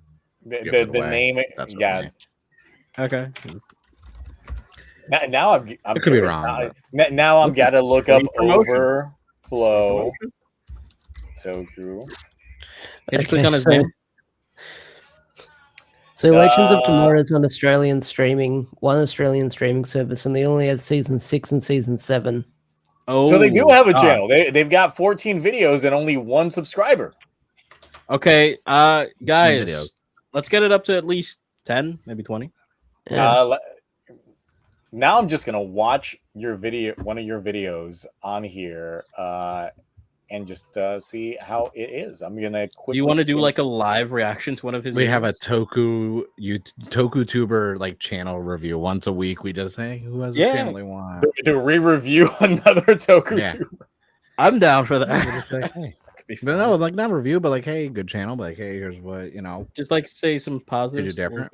Yeah. Like I wish someone early on in my YouTube Toku stuff would be like, Mark, stop with the low hanging fruit of reaction videos. I wish someone would have said that, but no, everyone's like, oh, cool, more In reaction. the middle of videos. talking And I'm like, Gavu, where you're just instantly gonna check out someone else's. I would have told you, Like stuff. Mark, stop putting stop putting scenes in your videos. Your voice is plenty. Your voice in your background.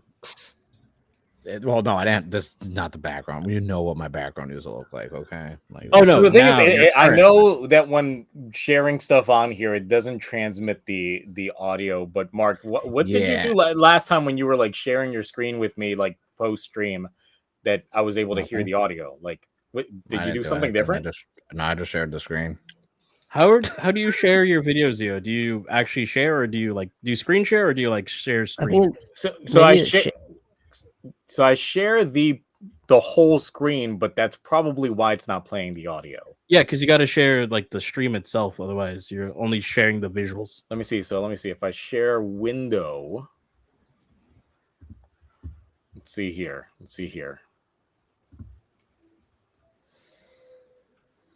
Can y'all hear it? Nope. no. Nope. Nope. See? No. God, if you knew, you would be laughing like crazy, right? This might be a post-show discussion because I'm. It's like, Oh yeah, that's definitely gonna be a post-show discussion. Yo, if Make there sure was it's not ever live time to stream. pay to see the post-show discussion, this would be it. Yep. That's completely Oh. going on with that. So yeah, let's get back into some of this this Gabu stuff. Well, they're still Gabu because I mean, Mark mentioned him earlier, but I really do think the breakout surprise hit of this episode was Hajime, the little boy. Oh yeah, of course. Yeah, Yeah. sorry, I forgot to mention that. Oh yeah, because like I said earlier, but like this is one of the best child actors we've gotten in a Toku show in a long time. Kid's not stupid. He says like stranger danger to a bunch of people who's just like, yo, you're Right. weird. Leave me alone, bud. I got like to go home to my mom's, and all that stuff. It's just actually kind of cool. And he's a pretty nice kid and a little too smart, what we find out at the end of the episode. Destroying the evidence. Yep, but at the same time, it's I like that's what adds a little bit more of the endearing factor for Hajime was just the fact that at the end we see that he's got a bag full of snacks. He was ready to like Feed that guy. Yes, like he made a genuine connection. Except Shoma wasn't there. It almost brought me to tears actually when he was crying and tearing up that letter. That was really good. I'm just like, yeah, you got to bring this kid back. Like he's got to become a recurring character. Yeah, I get the feeling it's not the last time we've seen of Hajime. Absolutely not. Probably not. Oh, we haven't discussed on this yet. I don't think because I had to go to the bathroom. But the music in the show, top tier. Yes. Yeah, That is one fucking fantastic OST. The OST, the intro song playing at the end, I've always liked that, especially when they did it with what's it called, Xaid. What I don't like though is the Rider Carnival music. Yes. I'm not a fan yet. It'll probably grow on me at some point, but I'm not liking it too much. I do like the sound though, like eat the gummy or eat the candy or whatever. Yeah. Eat. over and over. Oh yeah, nonstop. when you have like the Gochizo like kind of signaling to him to like eat me, Yeah. you know, that kind of thing. I'm just like, oh It actually sounded pretty cool. yes. But yeah, no, that OST in like several of the different scenes on there, it does have like a very like video gamey sound to it. Obviously, knowing the sound director and where he comes from in terms of his background, but it flows very, very well. And I was just like, yeah, I need this OST like stat. I've never wanted an OST like. We knew it was going to be good. We just didn't. Yeah.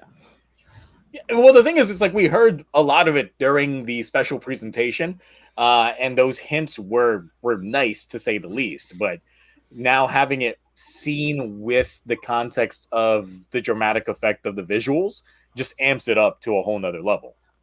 Yeah, it actually made me feel hype when the fight during the fight. It was actually really good.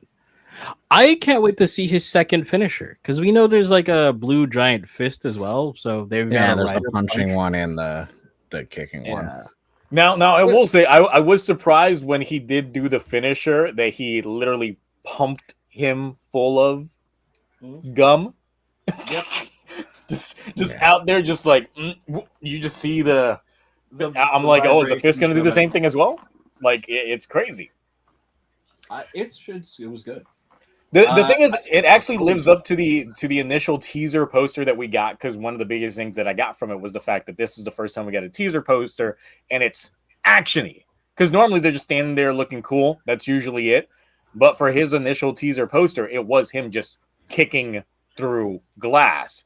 And we got that. Like, this episode perfectly encapsulated that, yes, that is what we're doing here. We are going to be kicking ass. We're going to be taking names. There is a lot of action to expect here. And I'm just like, cool. That first poster did not disappoint in terms of what it presented here. And it was the only time where I thought that, well, not the only time, but one of the few times I thought the suit actually looked really well was in that final shot, the explosion in the background. It was in that like pose as they're like bent over, like looking directly at the camera. That was nice. Well, they do a lot of those anime style action shots where they do like the really weird angle zoom in shot and then far away shot and then back to the zoom in while they're doing things. They did that with the sword. They did that with the kick. And I'm just like, that's a really nice thing. That's the kind of shit that you in Toku from that aspect. Originally, we got it with, well, at least from my experience, we got that with the Cutie Honey live action film. Not Cutie Honey the live, but the one that was the film, where they did try to replicate anime style poses with a lot of the action cinematography. And here it's like, oh, you guys refined that shit to make it work a lot more streamlined and not look janky or awkward. Yeah. Also, another thing about the fight scenes, the setting, like, we're used to colorful fight scenes, but the setting itself was actually pretty colorful. We weren't in like a warehouse with grays and browns. No, there was like shipping containers. They were relatively colorful. We were in like I think it was like a mall, like open area. Also had some decent like color to it. Like, what I'm basically saying is, the background didn't feel like bleak or drab or like contrast with how colorful like the suit and all. What is awkward is how Hajime's mom was able to find them in a random storage container facility. I'm just saying, like, hey, come home, your mom's here. Nah, she finds him at the storage. But I'm like thinking that mom knows something about that kid. She's like, I knew you'd be here. I'm just like, no, that was a very awkward. She probably pays for his hideout. That's not. He doesn't have a job to pay for a storage unit turn into a hideout area. Like, she probably just like, yeah, go to your local clubhouse, and that's like the way he cuts home to get home faster. It is the storage unit, okay. But she comes from the same way that he's coming from, and not the opposite direction that technically should be where he's going. Yeah, because that would have made more sense if she came from the direction he was going. We also got a flash kind of like scene with him like running through the puddle and then on the sides of the shipping containers. Yes. Like with how fast he was moving. That was actually very interesting. I did not expect that. Well, the entire thing is like, yeah, he really just goes in for Hajime only to bring him the shells that he forgot for his mom. But then I guess runs into the scenario and he knows shit's about to go down and he instantly goes superhuman.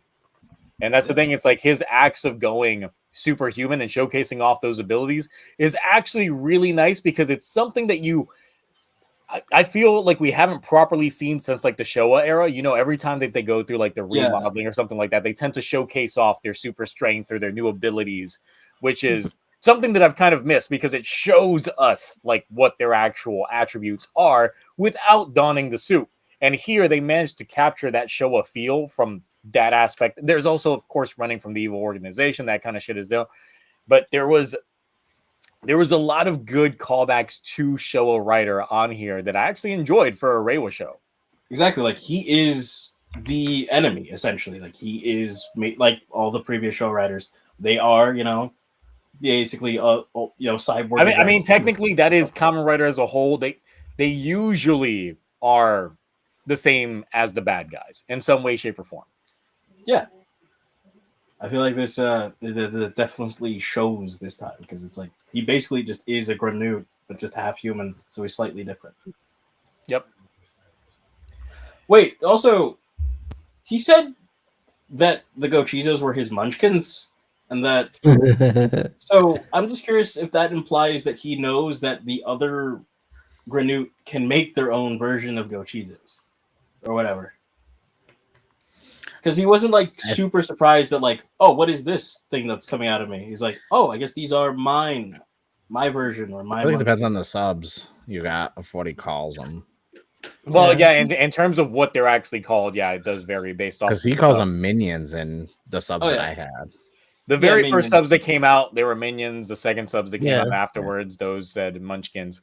But in terms of the generality of it, it does give itself an aspect of what those are. But I feel like we kind of already got that answer in some way, shape, or form. Because remember, the other Granutes are consuming humans and they spit out that glass version of them. Yeah. So the entire thing with Shoma is just like he's not consuming humans, he's consuming food. Right. So it's like, hey, why can't we just get Granutes to just eat regular ass food? Well, I don't know. Maybe. Oh. So it does vary on that aspect of things, but then we do know that the Granutes already have something in their Gavu to give them their physical human form. So we don't know too much in terms of that aspect. We don't know too much when it comes to the Dark Confectionaries, whether or not they do you guys think it is actually made of people? Yeah, of course. In some way. Mark, do you think the Dark Confectionaries are made of people? Is it Soylent Green? Oh, I'm torn because I feel like they are, but if they're making them and giving them to these people, and then they're going out and kidnapping people to get more of the Dark Factor, I'm like, are these? I feel like they're using it for something. Like, I don't know. Instantly, I think of the Matrix. Like they're using humans as batteries or something. Maybe. And not eating them. Yeah, that does make sense because why wouldn't they just eat the human if they're gonna be eating the human anyway through these dark? Yeah, because he was gonna eat the kid anyway. So I'm like, well, he doesn't. Why wouldn't he just eat the humans instead of turning them over? The only thing that I can think of is that Granutes can't digest humans. They literally can just process them, and then by some other way, shape, or form, them being in that glass state is what allows them to be converted into a dark confectionery that they could actually digest. Yeah, and then I'm a fan of horror films, so I just think of Hostel, and I'm like, well, that's another thing they could be doing to the humans, but Oh god, Hostel was great. Well, look, Mark, if you actually watched Black Sun and you knew what heaven was, they're essentially pulling a heaven. It essentially, if it is humans, then it is the same thing as Black Sun, where it is heaven. Same thing with Amazons, where essentially, yes, they were consuming human flesh throughout there. Amazons was good. I'm never watching Black Sun. We've been over this. Never. The thing is, it has the same color as the heaven from Black Sun. I will tell you this. I will watch Godhard and finish that before I finish Black Sun. I don't believe you. You know what? I dare you. Let's have a bet. Ready to finish I don't know what you say. Put your money where your mouth is. Yep. Right. So you got to watch the first episode of where you left off on both shows, and then decide the path you want to take. Do you even remember where you left off? The last episode we watched it was 22, 5, probably 3, 24. I'll figure out where I left off. I know where I left off Black Sun episode 4. So Well, And I've had can a tell how you that long to finish that show? I've had a how long to finish Black Sun? A couple of years. yeah, it's already been. God, it's already been a couple of years. God, time. Yeah. It just passes you by. I feel like Can we time not goes talk- slower when you're a kid in school than when you're an adult. True. I just don't want Yeah. to think about Black Sun. It was so bad. So bad. No, it was all right. Once again, it's a solid B. I would No, rather I mean the take that finale. over. Oh yeah, the Oh, finale really? was awful. The finale was I've never abysmal. been so let down. You know what I mean? Like I liked the ride for the most part, but then we got to the finale. I'm just like, The this? moral compass once you get to the last episode is like, really? This is the best you guys could think of? Okay. And the worst thing is, it started off so strong. Now I would say, once again, going back to Gotchard, which finale do you prefer? Actually, I'm curious. I kind of want to ask the chat this. Let me see if I can pull this up, so I can ask the chat. Someone needs a 3D print Jello mold to make those dark like things from God. Okay. Like, I just want to say this. Make some of those and just eat them. We're not gonna have an issue talking about this show. We've already been talking about it for 2 hours. I didn't even know the video went live. I thought I scheduled it for freaking 7:30 a.m. tomorrow. We can watch some Mark. Let's do that. Let's live react to Mark's video. Okay. Yeah, let's do it. Let's The live audio's react all to- over the place because I had to use my phone. Okay, for hold the on, let me see. freaking. I was like sitting there, I was like, and all of a sudden my phone notified me. It's like, All right, so I'm gonna ask, what Yeah. season had a worse ending? We talked about Boom Boonchi yet, or Now you want to Yeah, talk Boom I Boom haven't Jer? gotten there yet. I would like to get there. So, but we'll if see. you guys want to, I'm fine. I watched it, but it didn't stick with me. I remember some parts. I didn't watch Yeah, it. it's just like there's just so much Gavu love right now, which is Yeah. shocking. It's like we care about Kamen Rider again. I said Yeah. it. The 2 hour art mark almost talking about Gav. I mean, look, last week we spent an hour and a half shitting on Gotchard. yeah, but we're shitting on Gotchard. We were shitting on Gotchard. And whenever we talked about I could do that Gotchard, all we wouldn't day. actually talk about Gotchard. We'd be like, talk about other shows. Exactly. I think that's the big thing about Gotchard is just talking about how bad Gotchard was. So Mm. Yeah. The worst part, it wasn't like even bad. It was like the worst kind of bad. It was unentertaining.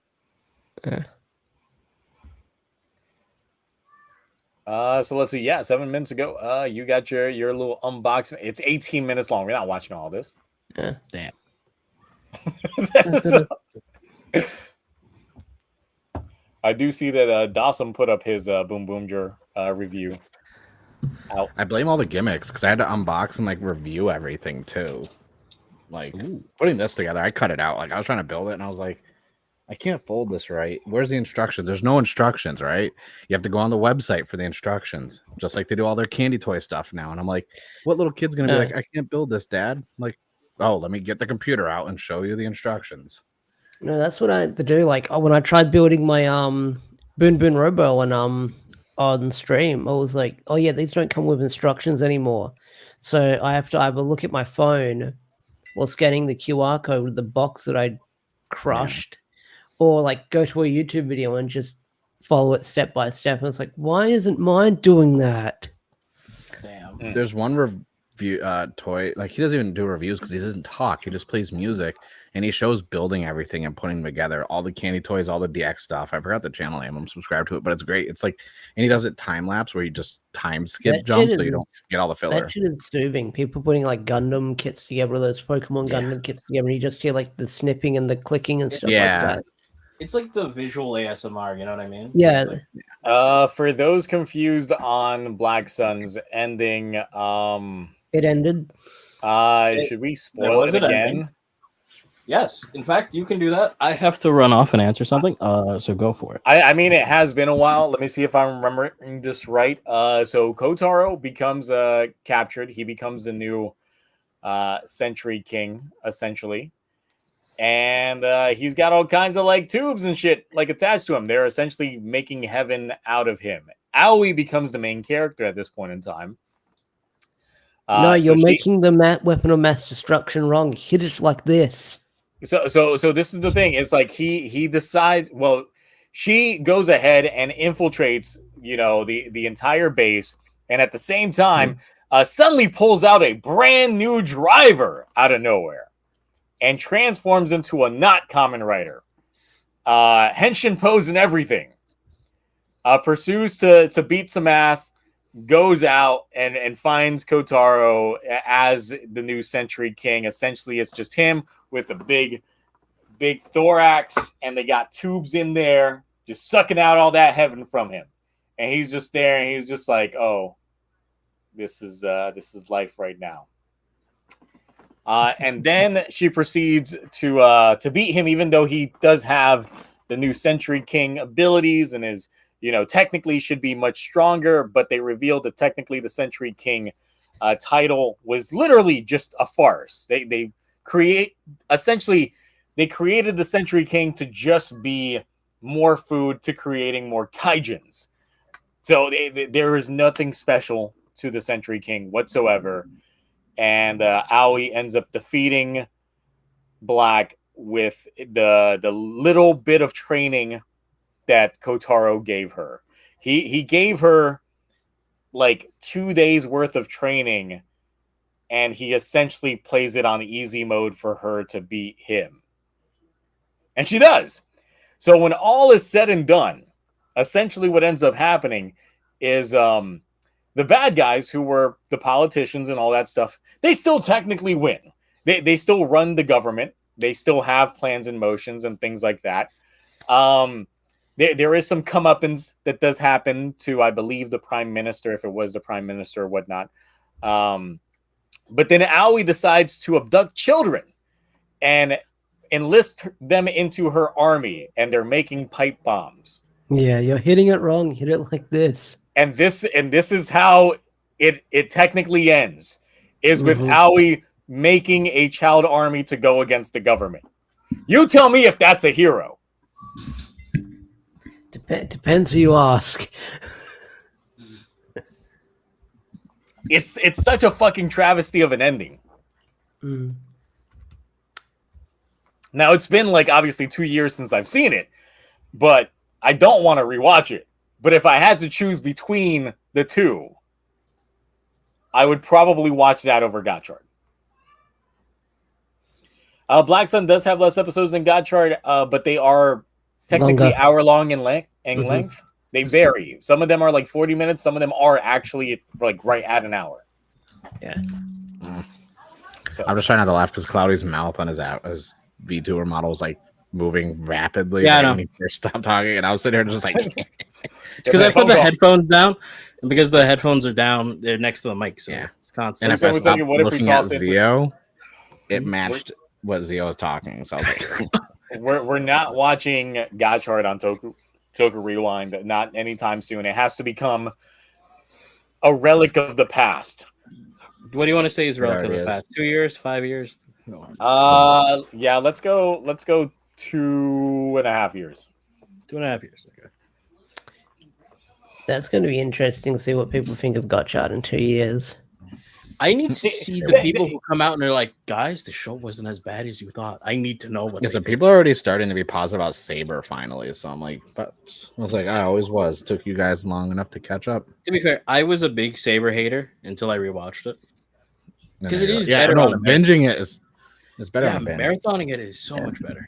Yeah, I would say that. Yeah, Gotchard 65% versus Black Sun's 34% on that poll. Well, needless to say, I would rather watch Gotchard than Black Sun, and that's probably what's going to happen.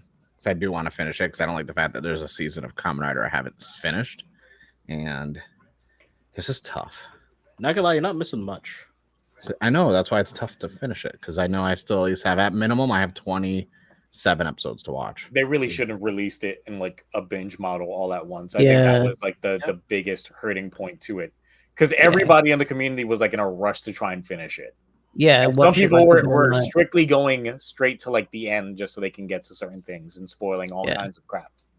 I'm not gonna lie, I feel like if Gotchard is one of the shows I feel like didn't need to be 50 episodes. You know what I mean? Look, the fact that we know that Gabu, technically these episodes were done well over a month in advance, they could have ended Gotchard on episode 35 and just called it a day. They could have just been like, it's like, all right, we're just gonna end it here. That's it. That's it. We're cutting it. It is nice to know that almost half the series is already done, like untouched by anyone's hands. Production meddling. Yeah, I thought they were only up to like 19 or 20 episodes already done. Yeah, But that was like 2 weeks ago. Less than half. Yeah. Oh, Yeah, true. so- So now they're probably at least like they're a little further along the line. Yeah. Yeah, so they're probably like either halfway through their 20s or approaching the late 20s when it comes to their episode count, meaning that half the show is technically already done before it already comes to air, meaning that if we notice something weird happen halfway through the show, it'll be because of the reactions to the first episode. And Toei just being, hold up. They said this is too scary. Keep it the You same. gotta tone it down.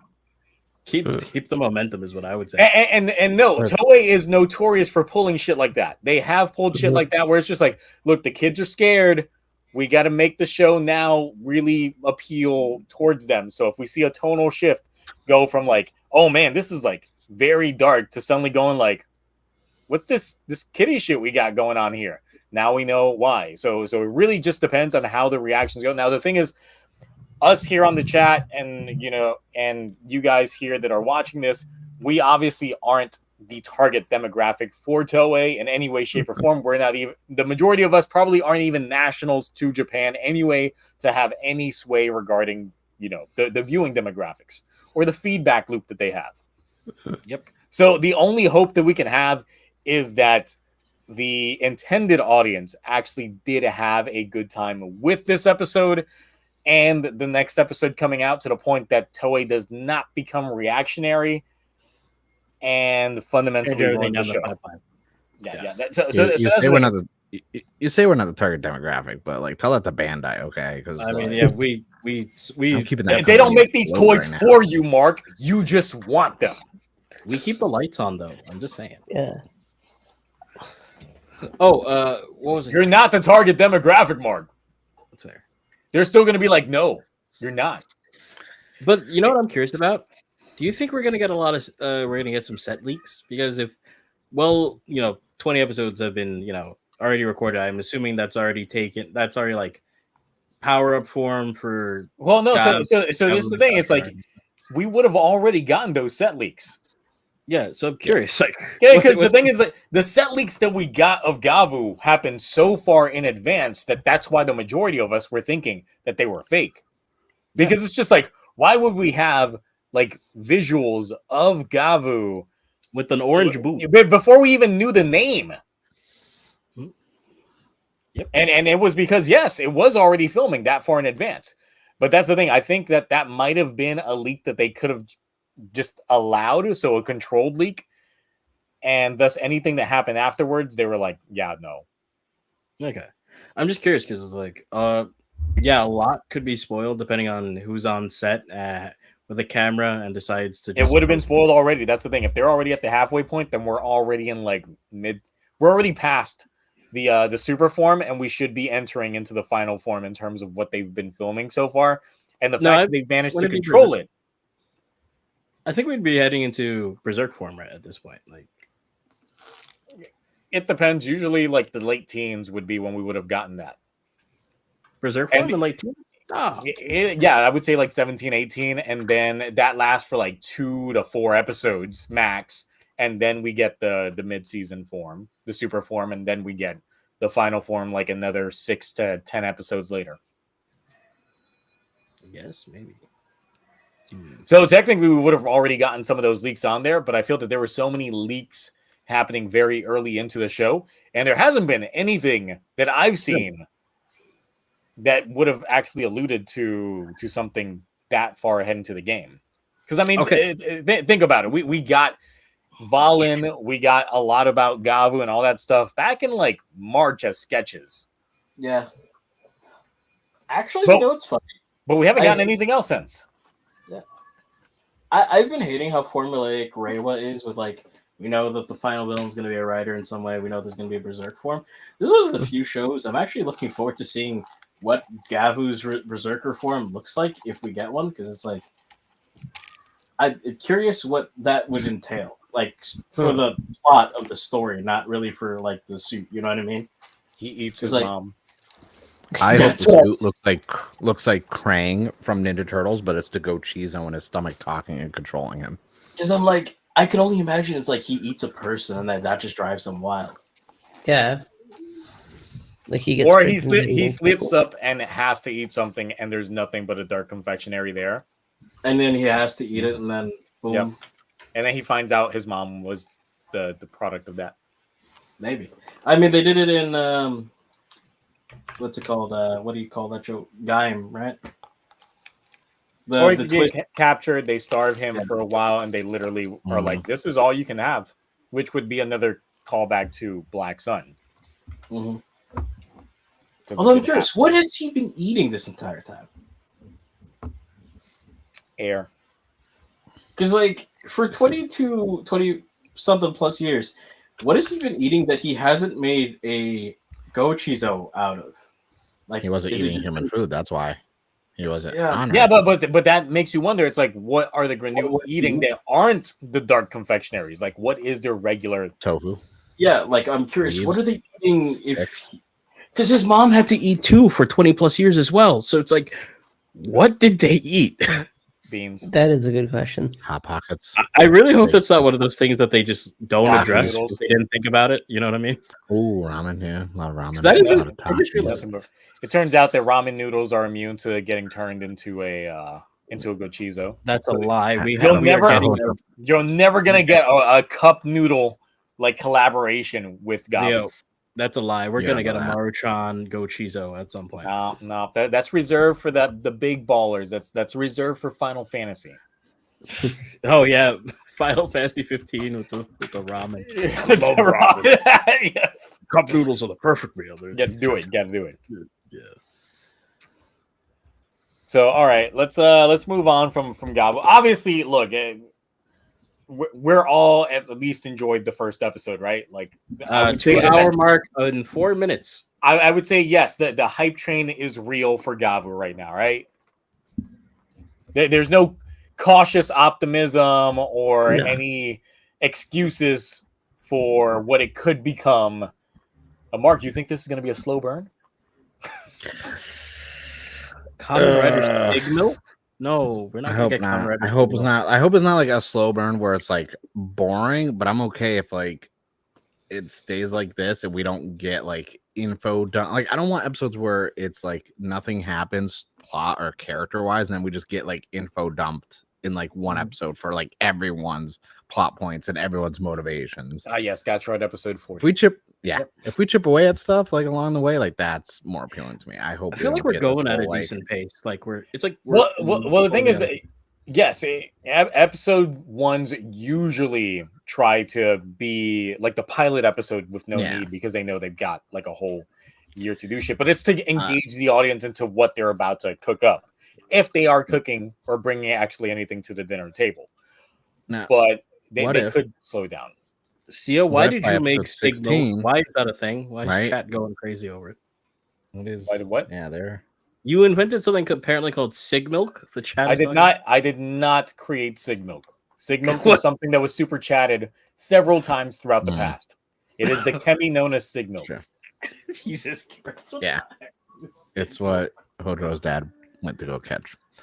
What if at episode 16 we find out this whole entire thing for Shoma and this night is a reality show with hidden cameras? I mean, sounds vaguely familiar. I don't want a Truman Show style. We call him the dessert star.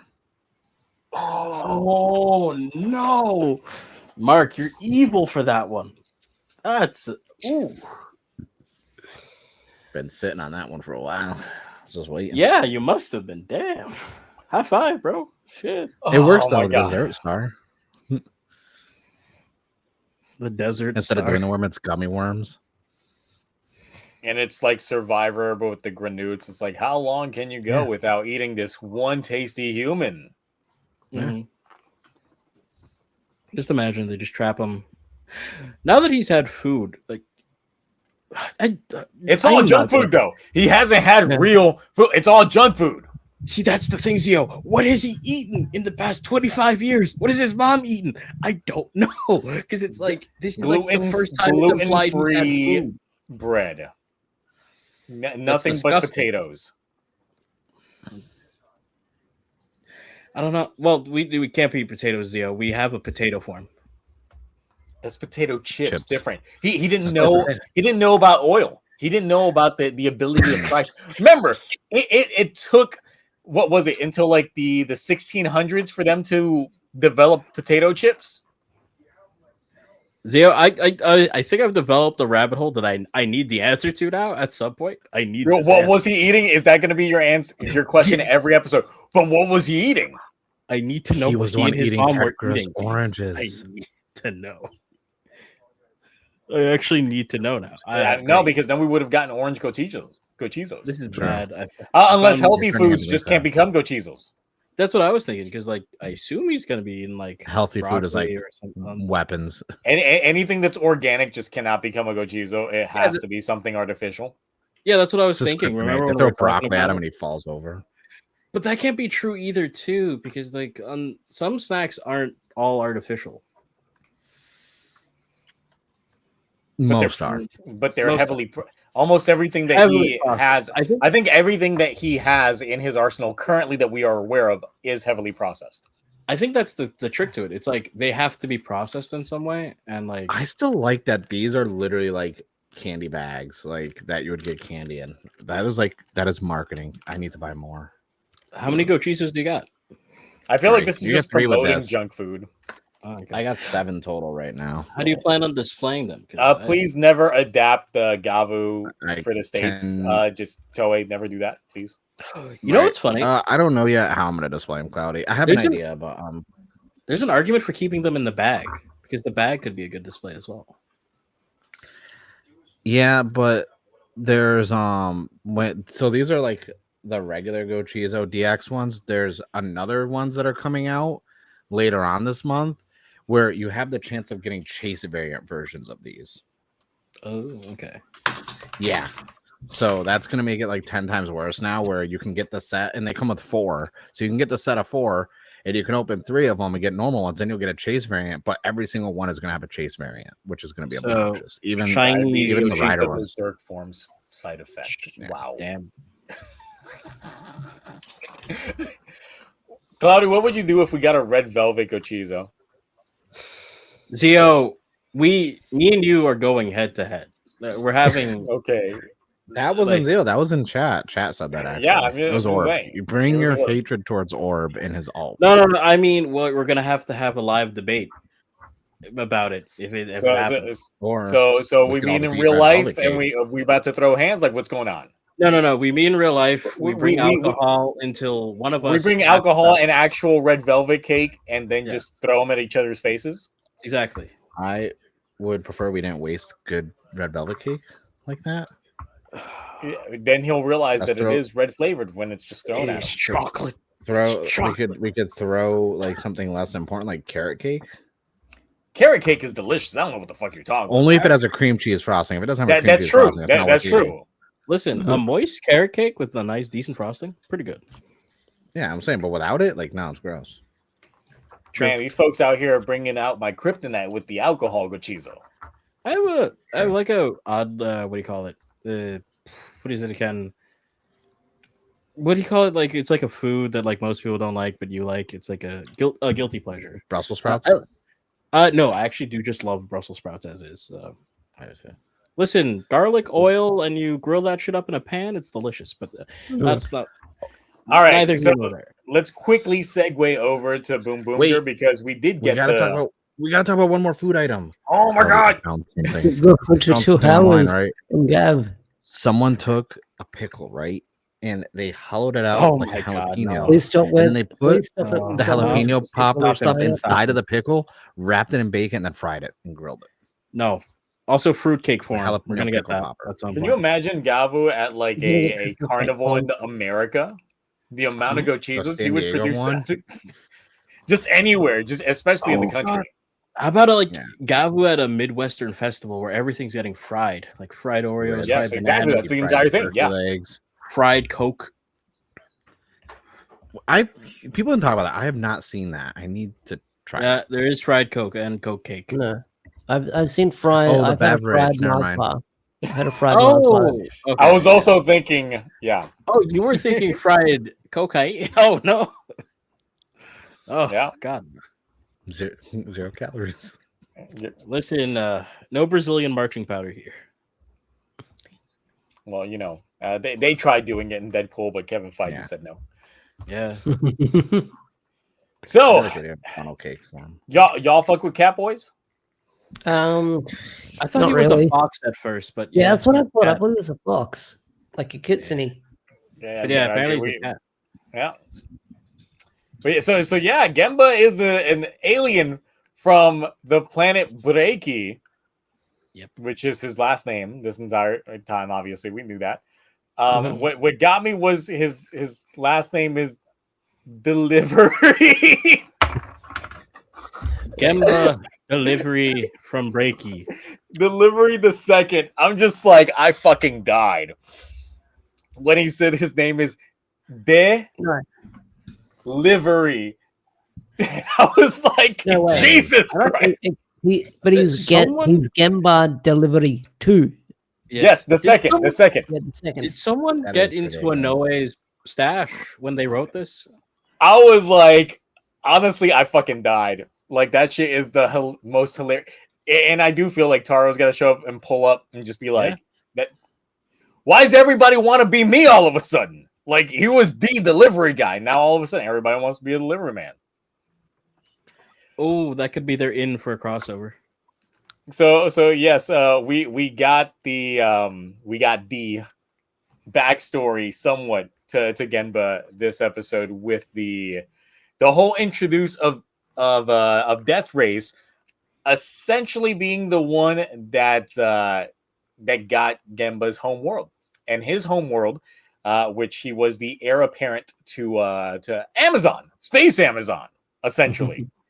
Because they were the universal delivery service to everything out there until, of course, Death Race took it over and got rid of that. So in that interim, he crash lands on Earth, where it turns out that he meets he meets Taya, like, right offhand, and Taya gives him the lollipop, and it turns out that his race needs high amounts of sugar to run, or at least for him to keep up his form, his human form. Right. So he needs all that sugar in there, which is why he's always on them lollipops. So I just found that completely hilarious. The biggest thing is we found out where he is pulling all of his procurements from, and it is not from his big bag of tricks, but from his spaceship. His spaceship that he crash landed to Earth with. He's just been using all the scrap parts for it to do everything that they've needed to do. Not a thief anymore. But at the same time, I'm just like, well, some things have been like there was one episode in which he literally just knocked the lid off of the I believe it's oh god, what's it called? What's the sewers? The sewer cap. He knocked it over and just cap. So he didn't technically procure that. He technically did, but he just pulled it out. But there's been other moments in which he's just having a mirror nearby and things like that. But yes, we have not seen the spaceship, but he has just been using the spaceship to procure everything that Taya needs. So I mean, I don't know what he was gonna do once he run out of spaceship bits, but there is that.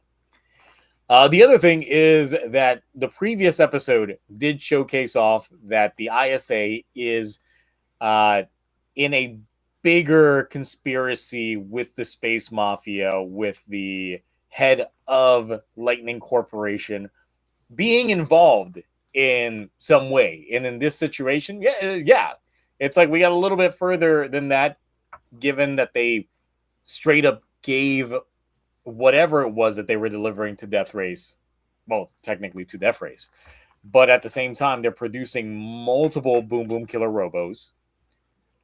So I'm just like, shit, y'all got 3 killer. I thought the Killer Robos were done because there was no Cannon Borg. But no, we got 3 of them, and Lightning Tech's developing them. It just lends so much into what can potentially happen with this second half. Because I don't know if I'm alone in this, but that second quarter of Boom Boomger was absolutely just there. It was just a thing that happened. Nothing of substance really happened within that portion of things. Nope, you're right. Yeah, I agree. And it was starting to lose me in a way. But with the second half, it looks like they got the memo. They're now billed with a more exciting show, so they should amp it up as well. They can no longer coast because of Gacha. They can no longer get away with what they were doing because they were billed with a far A jump to the sky show. turns to a rider kick. And we're getting a character back, sort of. Yep. And they were like, yeah, Cannonborg definitely overstayed his welcome. We kind of shot ourselves in the foot by killing off Mad Rex very early on. So yeah, let's just bring him back. Yep. And that's what happened. Like It looks like we're gonna Cannonborg get him was Cannonborg was cool for the first couple of episodes, but then he didn't do a lot. He kept trying to come up with schemes that I thought was going to allude to something greater that never bared fruit. Yeah. And then there were some episodes in which he was just straight up missing. Yeah, no, absolutely. So it just made me wonder, it's like, what are y'all even trying to do with this character if it wasn't going to be it? And then you're just straight up said, okay, yeah, let's just kill him off. Cool. And of course, we lose a Boom Boonger this episode. Sort of. I'm sure they'll come Gemba, back into episodes. Gemba does leave, but I'm just like, hey, maybe this is how they introduce another Boom Boom during the squad that's a primary color besides orange. That's a Green. more usual color that we see in Sentai. They're not going to replace an orange with an orange, but maybe they'll just introduce another base form Boom Boomger to pad out their squads.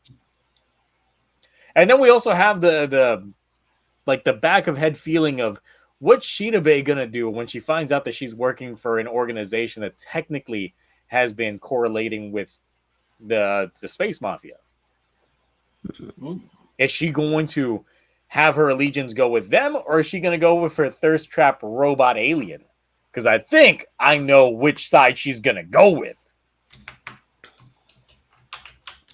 She want that Those Bundrio buns. D. She doesn't want the Bundi, she wants the Bundrio D. No. So it's probably going to end up leading that way. I personally do want to have Shirabe be more in a support role within the cast, even if she doesn't become a Boom Boomger outright, but is more with them. And given that we saw, and we shared this a few streams ago, her vehicle next to Taya's vehicle, that blue buggy, then that could be a real possibility. That car's got main character status written all over it. It looks like it could fly as well. So, hey, maybe we could get a cyan color as well. We've had cyan before. We could get that.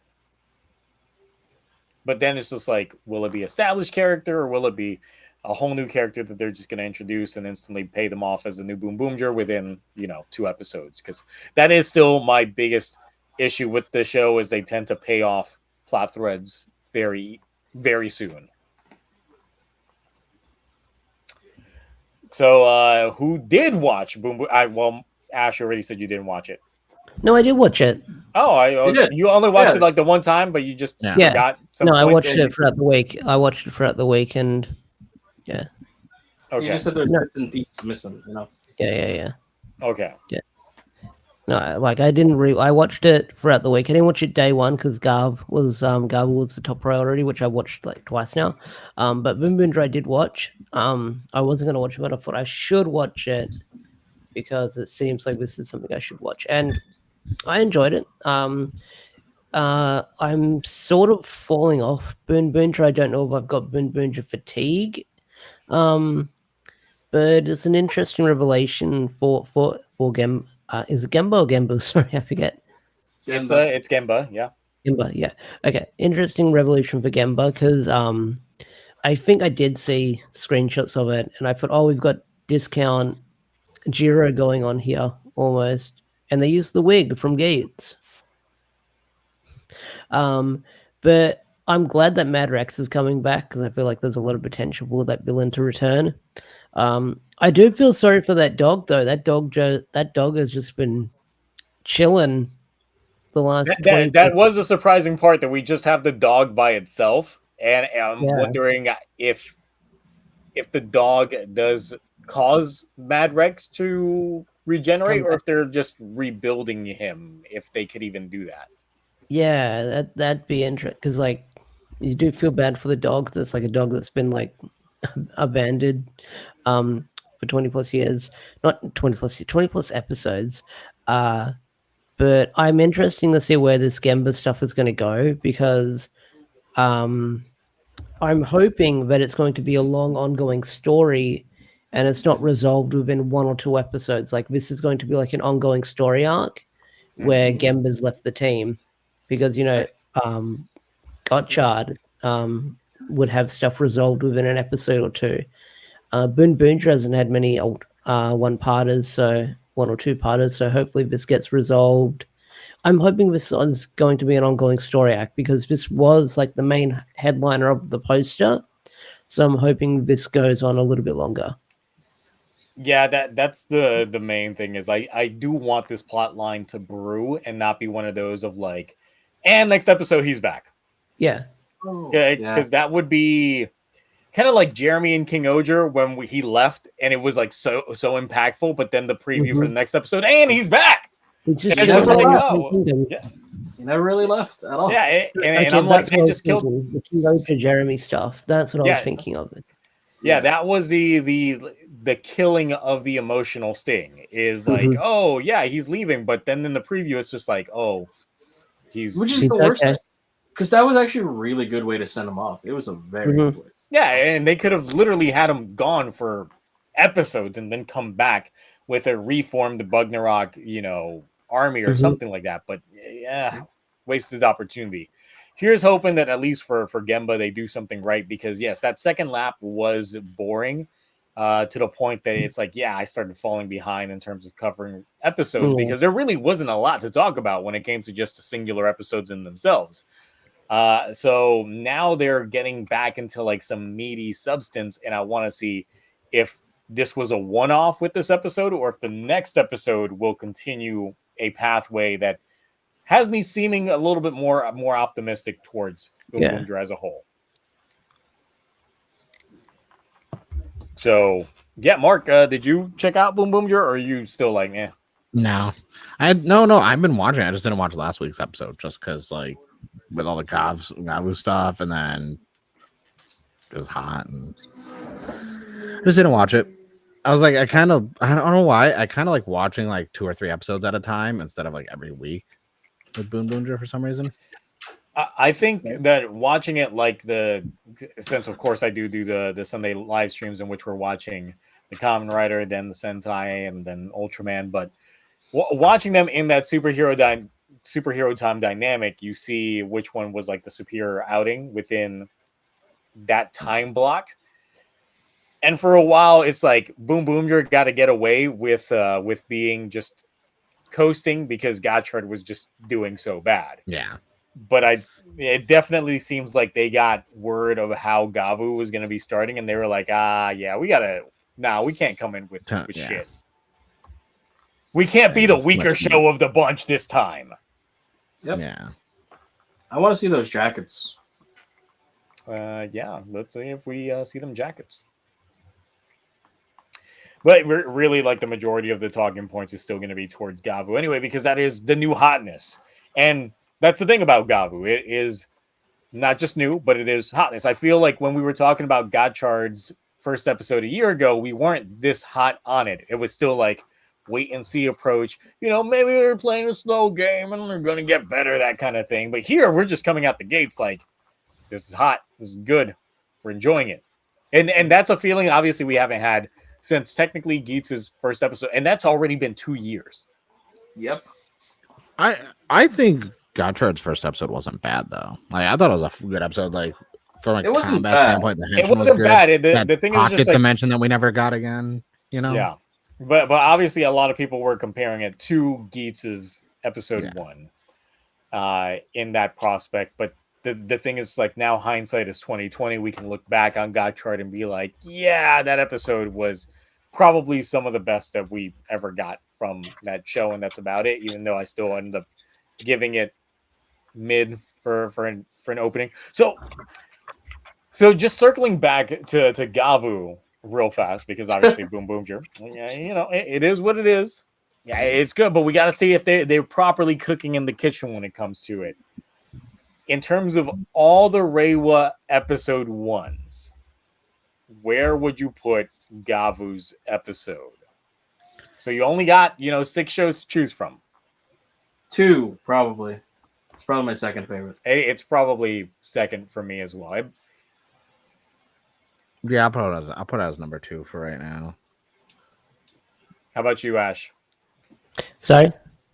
If you were to rank Gavu's episode 1 amidst the other episode 1s strictly for Reiwa Kamen Rider, where would you put it? Second, under Gates. Like, I'm sorry, I just love that Gates first episode. No, that Geats episode 1 was like the episode 1. I think I'm the only one who doesn't have Geats as number 1 then. No, Yeats isn't my number 1 either. Oh, what's your number 1? Saber. Oh. That episode 1 from Saber made me go like, ugh. That No, for me it was Sword on Fire, the Henshin, that whole like the books and from a CG Henshin standpoint, if it goes to like a green screen, that Saber one was so good with the room panning around and the books behind that. Like, I think that was like just so good right off the bat in the first episode, because it's like you didn't see it like that. Usually it's people just henshining and then they're not in front of a green screen, they're right there. That's usually like a Sentai thing sometimes, or like Power Rangers, stuff like that. That's not a Kamen Rider thing. And I was like, I like that with the book slamming behind them and opening, telling the story. I was like, oh. And that first episode had good action too. Like, a lot of people don't realize it. It was actually a really good first episode. Oh. And Geats would be number 3 just because even though it's a great first episode, I can't forgive them for like... Yeah, look, purposely only judging episode 1 for episode 1. Yeah, I think Geats and was not good, looking at like, the whole of it. Well, when you look at like from a story standpoint of everything, I feel like Saber and Gavu gave us like some good groundwork and foundation of character, story, the world they're in. Whereas like Geats kind of after that, I was like, okay, so it's just DGP. It's very action heavy. What's going like?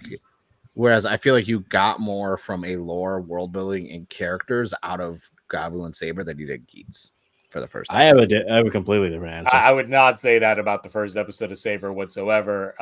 So no. It's because y'all don't like my... I mean, it's Mark's opinion. I'm okay. Yeah. I'm just saying it's just like I just disagree with Mark's opinion. As the back-to-back TokuTonic winner, I'm just saying. My number 1 would be my 01. Actually, I really enjoyed 01's first episode. I thought it had a really good outing. I would put 01's first episode as like my number 3. Yeah, it's personally for me. It's my number 1. Geats would probably be my number 3. Then we'd probably be Revice, then Saber. And Gotchard in last. Where's Gotchard in there? We can put something else in between that. You know what I'm saying? Like we can find like something to put. I don't feel good putting Gotchard in 6th. It still means it's like in top 10. I would say I would still rank Gotchard's episode 1 over Saber's episode 1. Sorry, Mark, but I'm just saying. I'd probably put 01 at the end just because nothing about the 01 first episode is memorable to me, and I just watched it last year. The train CGI, the Henshin sequence was fantastic. I just like the rider kick. Pulled was a cool. gun out and shot a human in the head. Dude, what the hell? Did we watch the same first episode?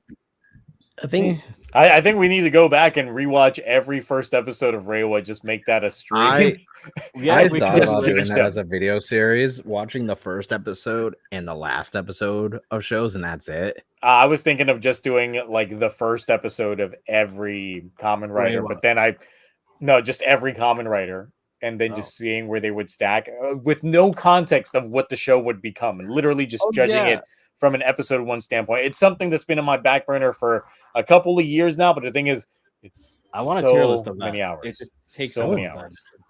I feel like we could do it though in segments, like if you just split them up, like Reiwa, Heisei 1, Heisei 2, blah blah blah, like that. And Showa. Yeah, Showa. Oh, that. Well, that show is actually not that terrible. It's like what, 01? like I didn't think 01 was bad. I don't trust the V cinemas. I think out of all of Reiwa, we got the best secondary debut ever with Fua. So I just think like as a whole, like it's true that like I think Geats did have like a banger episode 1, but the thing that holds it back for me is that it was mostly action. Like it was basically yeah, action, world reset. Like I like it was good. It just was. It didn't that's give me why any it's not number 1 for me. That's why it's because it's like okay, everything just got reset. like it's cool. Like I said, I give it a 3 solidly. My number 3rd spot very solidly. Just I think Gav did it. The Gav did it really good.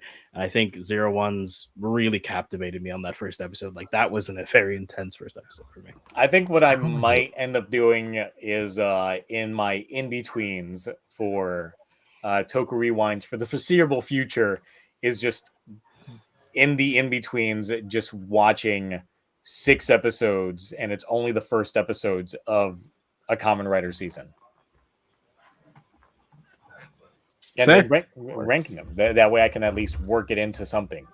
Yeah, I feel like that could work. I don't want to talk about rankings. I still got to do my freaking Gachard video. I rank all the forms because usually I do it halfway through the season. No, you don't. And Stop. I like doing that because I like forms. Hey, chat. What's like your first? What's your number one first episodes? I know all the forms, but it's just like I gotta do that video. I might do it as a live stream just to like make it easier, so I don't have to edit it. Yeah. That's why. I feel like it's kind of funny. We all put Gav as number 2, but some of our number 1s are drastically different than the others. Well, it could change down the road. I mean, we don't know like what the next season after this is gonna be. Like my order of things constantly changes, except for where I usually put Geats right now or 01. I've kind of already like made my mind up on those, so not much is gonna ever change my opinion on those shows. I mean, Revice did have a solid episode 1. I just don't think it. Within the context of an episode 1, I thought it was okay. And then you look, still Vice. Then you look at it in hindsight, and you're like, "What the fuck was even going on here?" Because there's multiple things that within Revice's episode 1 that don't get paid off like ever at all. Because first of all, like when the Gifu stamp was found, what happened to those first demons? Technically, the one that stamped himself with the Gifu stamp. Yeah. Like what happened? What happened to that very first guy? I forgot that. The tonal shift of Revice from the first episode is crazy. Yeah, and then Vice trying to eat Iki's mom, and part of the reason why he was so completely against, and then he found out that it's just like, oh no, that was just a joke I was doing. I mean, like, several episodes later, it's like, what? Hindsight does ruin a lot of it, but I think even without the hindsight, I just found Vice incredibly annoying for that first episode. I thought the action was pretty good, honestly. I thought I liked it. I thought the suits were pretty good. Here's the thing. I can only remember the episode from when they're in the auditorium. I don't remember anything from before that. Yeah. Anything from before that, I don't remember. Of it all. You see Daiji bitching out, not being able to transform. And Hiromi bitching out, not being able to transform. Pretty much everybody being able to bitch out, not able to transform until Iki transforms. Yeah. And that's my thing, though. That is the only memorable part. The segments from there on to the finale, which is like the last, 8 minutes of the episode. I don't remember anything from before that. Now I'm thinking about putting Revice lower than the Saber. Yeah, I think I have to switch it. I have to put Saber above Revice. Just because strictly hindsight? No, because you can only remember the last 5 minutes of the episode. Don't get wrong. It was a really good last 8 minutes, but just because I can only remember the last 8 minutes of the show, I think fundamentally I have to put Saber's above it because I remember everything that happened in Saber's very first episode. You know what I mean? So it's like it is what it is. Also, hindsight, I would put Saber's first episode very low if we were doing hindsight reviews. Mark is probably going to kill me, but no. All right. So, did any actual other news come out besides like these shows? Like, we got anything that happened? I think Fudo PI is getting that movie. Oh, are Yeah. they? Oh. Oh, okay. Wait, what happened? Who was getting a movie? Fudo PI. Well, I thought I was getting like that skull anime Yeah. one that they announced like a couple No, months and ago. I think that's a movie. Well, yeah, I Oh, know they really? announced it a Skull couple movie? months ago. I think they just dropped the trailer finally. Are they Great. just I can't remaking wait the for Skull that movie, target or- demographic to be appeased again. Yeah. All those people who watch the anime series on Crunchyroll for a show that You're we don't targeting have. A niche access of to a it. niche. Yep, with no Yeah. context to it. Boy. Did you guys see on the one of the apps, Gotchard showed up as coming soon on streaming in English subs. Yeah, So I feel like that might be the next one. Roroni Henshin on the Discord showed that like the Daybreak film was already listed on his Roku along with Godchart, along with Fi's Paradise Regained was just listed on there as well. So I'm just That's like, oh interesting. shit, okay, all right, Yeah. streaming just out there getting all this writer stuff. So we'll see the Yeah, what official streaming capacity. service? Yeah. It was apparently What's just on his Roku. Oh, okay. Yeah, it's on Roku, and then I think there's another thing because I saw it on Twitter, and I was like, a couple people were talking about it. There's like other ones where it's shown, so I'm like, well, Gotcha of other things. I mean, Geets just got a Blu-ray, so it's not too like far fetched that Gotchard would. My thing is like they have the Daybreak special, whereas Geets we didn't get any of the special stuff with that Blu-ray.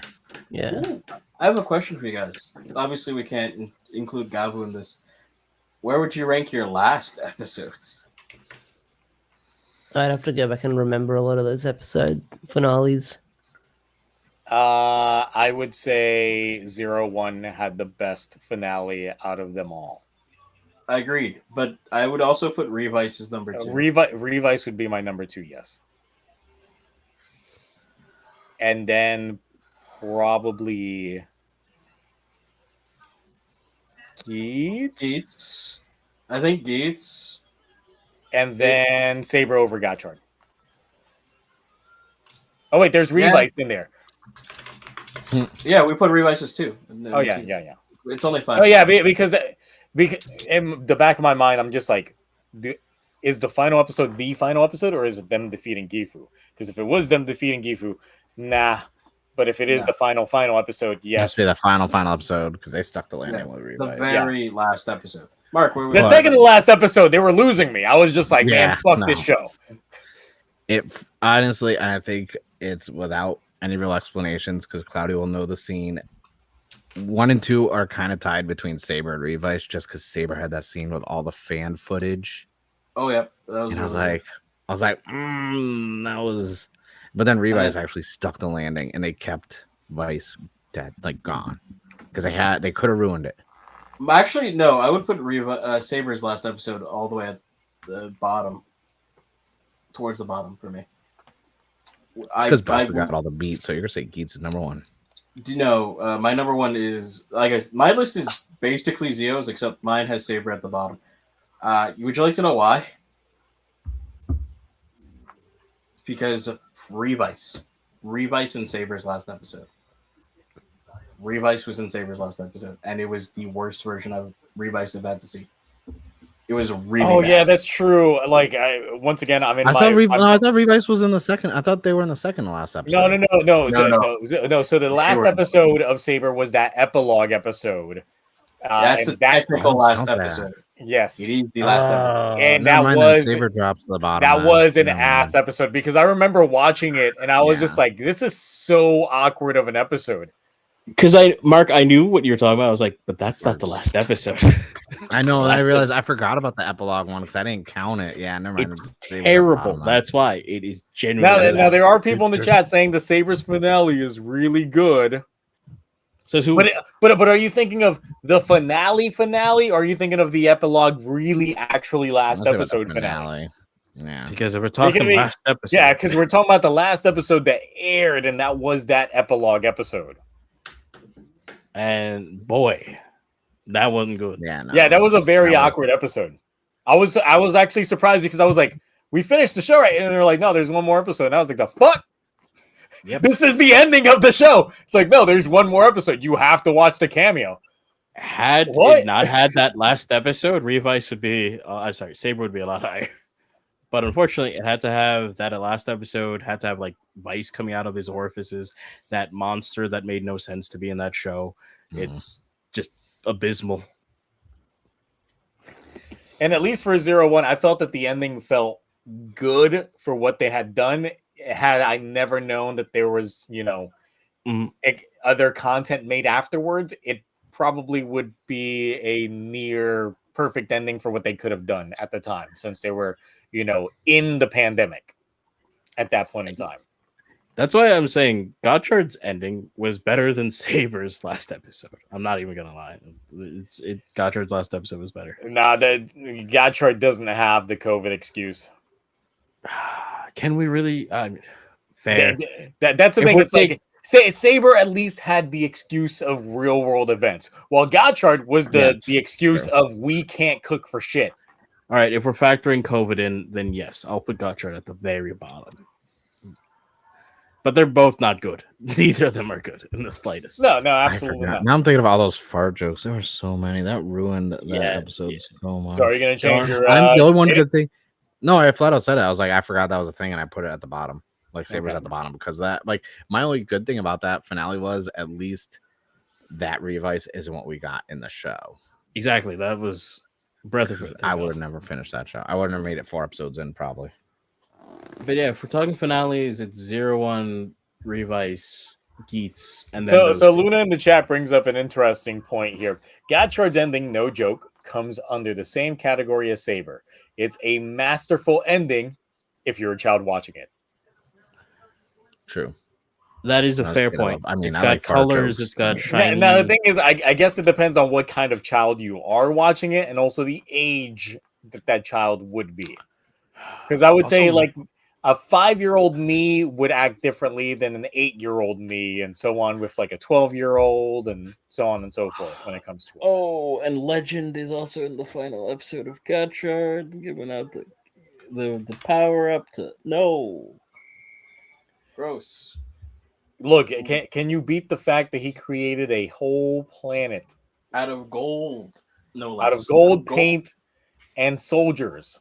And robots. Just to hide 101 beings. Even though there was already a pocket dimension that existed for him to do so. They could have just went to the freaking Sahara Desert. No one lives out there. You know what? I didn't have to put a good chart last because I haven't technically seen the show or the finale, so I can't tell you. So it has to get like a automatic bottom ranking. I don't know. Ash, what about you? Now after hearing us talk about nonsense. I can only remember some of the finales, like here and there. This kind of the reason I say this is because, at least in my firm belief, this proves my point that I think 0-1 is the most consistently decent show out of all of Reiwa. Oh no, absolutely. Out of all the Reiwa shows so far up to this point in time, 0-1 did what it needed to do. God. I have a really everything went downhill from there. Yeah. It's like, Geets was like the glimmer of hope. But then the disaster arc happened. We found out it was a reality show and everything went to shit. Yep. Revice had potential until it didn't. Yes. Until they kept rewriting themselves out of more rewrites. And God, literally, like that's where I'm just like, once we get to the halfway point of Gavu and we see if there's a tonal shift, we'll see like if like episodes 1 through like 25 end up being like peak, and then like 26 happens and we're like, what the fuck's going on? What is this? What are y'all doing? What are you doing with that horse? Why are you beating it? Bro, it already died. What are you? Now he's gonna eat it. Oh no, we got horse Gavu now. Why? But if they do something like that, and it's just like disgusting, and we're just calling it out, I would actually laugh at that. I'm not gonna lie. It'll just be because of, once again, now we start getting the Toei heads interfering with what they want the show to be because of the initial reaction. They can't take back those 20, or they could. For all we know, they could be like, okay, add these scenes to these older episodes just so the current shit that we're about to shit out makes more sense. But the thing is, it won't, because it'll make those feel a little odd. If they introduce horse cow, they're gonna blame me. Can we have dead horse cow? It's like, yeah, we ran out of humans, so here's a horse. Just eat it. No, it would be glue gabu, right? Yes. The what's that popular glue we have here in the US? Elmer? Yes. Yeah, Elmer's glue. Yeah. I don't know why I was thinking Hellman's, but that's the mayonnaise. Mayo gavu? No, God. Mayo glue gavu. God. Absolutely disgusting. Absolutely disgusting. Yeah. That is an all-white suit, now that I think about it as well. No. It's a creamy all-white suit. Oh, no. You're a child. He'll be called Kamu. You're a child. And I need you to accept that. I knew what he was thinking the moment he started laughing. Kamen Rider Kamu. Oh, God. And then, that's welcome Whoa! to these live stream. Mr. Robot, please don't use that kind of language on the stream. Thank you. I would greatly appreciate it. I only saw Glugo. Oh, okay. Yeah, I see it. Yeah. Done. So, or would you mind please removing that message? Yeah, that's bad. I was more hung up on the churro. God, I'm like, churro. Well, Gaff is cooking. if it's one of them Disneyland, it's one of them Disneyland churros. Oh yeah. Think he's gonna get a chewing gum one? Actually, no. What would happen if he got a chewing gum one? Because he would have to swallow it. Would it be like one of those, just like, yeah, I keep chewing on this? It's just like, well, don't swallow it. It'll take 7 years to come out. Fast forward to the movie Daybreak, and it turns out that it is just Gavu. 7 years later, he finally spits out the Guchizo. But we already have popping gummies, so wouldn't that count? Yes, but this would be the proper chewing gum. It would be, actually, that could be the mid-season power-up. If it's gum, it won't break apart like a gummy. It'll stretch. Yes. Here we go. This is the random theory crafting. That's the mid-season power. We got ourselves the proper popping gum E. It would also be a very versatile power up, considering it could blow itself to make like Popeye, like boulder arms or something. I don't know. It could be, like Miss Marvel, except good. The Mask, but for the current era. I will say that Miss Marvel TV show was pretty good for the first couple episodes. I don't watch it. I watched the first episode and I was like, I'm too old for this. It was okay. But then it got really bad. And then the movies came out. And then they got really bad. Nice. I don't know. All right. Anything else get announced? I'm browsing through TokuTonic's now. Not that I can think of. I'm just reading chat to see if anyone's saying any cool Gabu forms that I find hilarious. You know what I hate? So on TokuTonic, they put up Shoma's jacket, Mr. Robot. but it's not like the hoodie. It's the jacket. I'm just like, why would you not release the hoodie? Why would you release the jacket and not the hoodie? Everyone's talking about the hoodie. No one's talking about the jacket. Right. I never talked about this. But yeah, Gabu's choice in fashion, I think, is amazing because it's like the zipper on the chest that makes perfect sense to reveal the driver. Like, it actually works. Why this and not the jacket that this guy is clearly wearing behind it? I thought that was for sale. The jacket behind it. I've seen that. This is it. This is what's for sale. Coat. We've seen the hood. No, we've seen the hood. I've seen the hoodie for sale in different colors. Where is it? Now is it actual people selling? I don't know. Not the Polo. I'll find it. People selling it. Okay. I guess it's not. We talk about that markup on that though. That $265. That markup isn't crazy. I've it's never like paid that much for clothing. It's barely over 100 retail. Like Any interest in actually Ultraman that stuff? The material that we got on here is not that great. Well, I mean, I didn't Yeah, I'll watch post it in, today's arc, private chat. but I will Okay. say that last week's arc Yeah. is a fever dream done right. I will say that Like I out of said, the they've episodes got- we got last week, I would actually say that episode of arc is like the most entertaining of the bunch. I'm going to tell you this. Someone got into an OA stash. That's what happened with Arc. That's what happened with Boom Boonger. There's just people have been getting in there. Can we also talk about the fact that Shoma's last name is Inoue? What? Yeah, you didn't know that?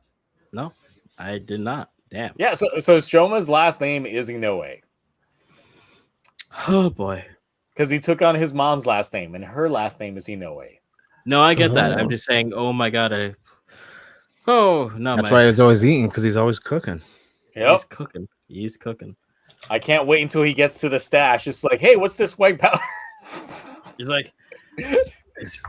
He's like, This Oh thing- my god. tastes like. Is this Don Brothers? This has been Guys. fermenting for 40 years now? Really? What's a Studio 54? Why is Like a this little one? box and it just says. It says. Hmm? I'm not even gonna read It says Unity on it.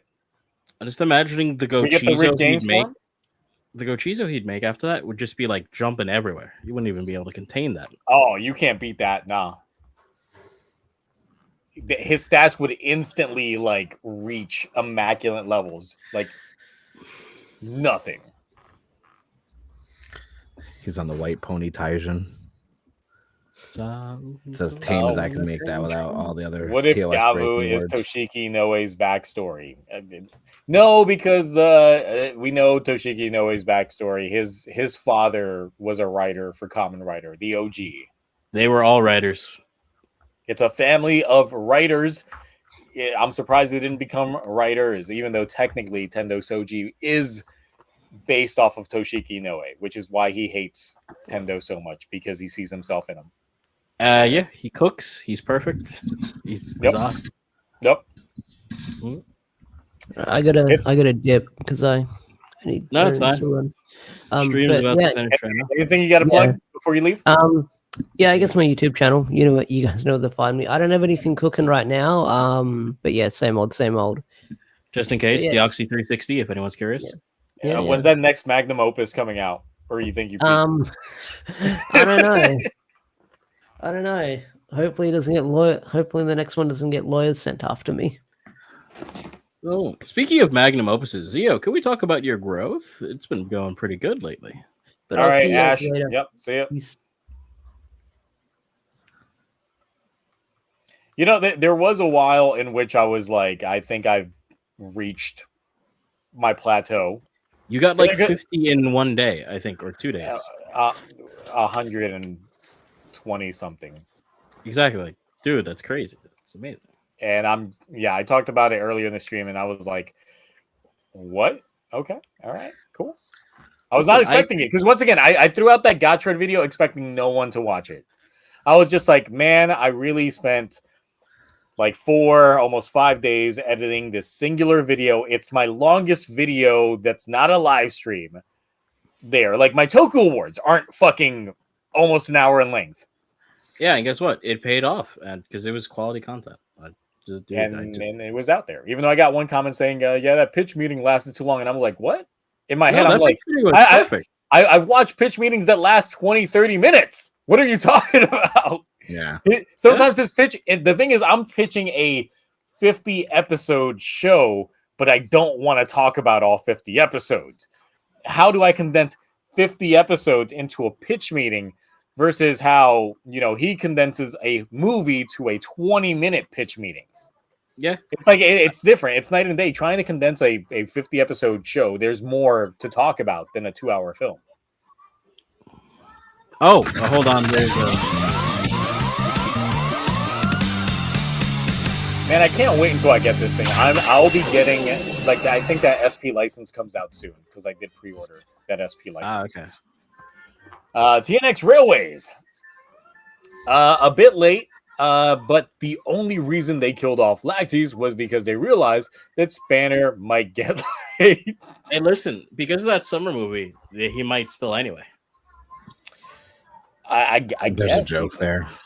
No, Right. because there's a certain character in the she's got Spanner's ring and looks very similar to Lactes. Wow. Yeah, this is. I'm just saying. Well, look, I think it was the only dub that Spanner really got was just the fact that he technically ended up with best bay of the season, but then she still died. I mean, he had a pretty good suit at the end. He had the best suit out of all of them, I would And consider. it came from ZO. Yeah. Nothing wrong with that. I mean, it's the best ZO. Zio had form. amazing suits. Yeah. Well, like ZO2 was like the best ZO suit. Yes, and then we don't talk about anything else. We don't talk about Oma Zio technically is not his final form, even though technically he does become It in is. the final, but semantics. It is his final form, whether you Semantics. just like Kuga. He got his final form in the last episode. No, he got his final form in Decade. What are you talking about? Anyway, guys, this stream has been great. Thank you for giving me the opportunity to be here. It's been fun. I should add that to the wheel. Kuga's final form is in Decade and in Decade only. Sorry, I'm gonna add that to the wheel. Hold on. The suit was actually good. It did not suck. I just don't like the idea of it. Oh, I remember back in the forum days discussing the suits reveal for Decade, and I think everybody was hype about it. I did not see a single negative. This is once again going back into like the Wayback Machine. What were people thinking back when this show was on air and we got these leaks of this Kuga form, and everybody was just like, yo, why wasn't this in the show? Like, this was this good. This looked good. I like the look of it, but I like what Kuga did better. It felt thematically right. Also, we got a super chat by blah blah something. Hold on, I was just adding this to the wheel. No problem. I'm just making sure that they didn't think we ignored them before they super chat again.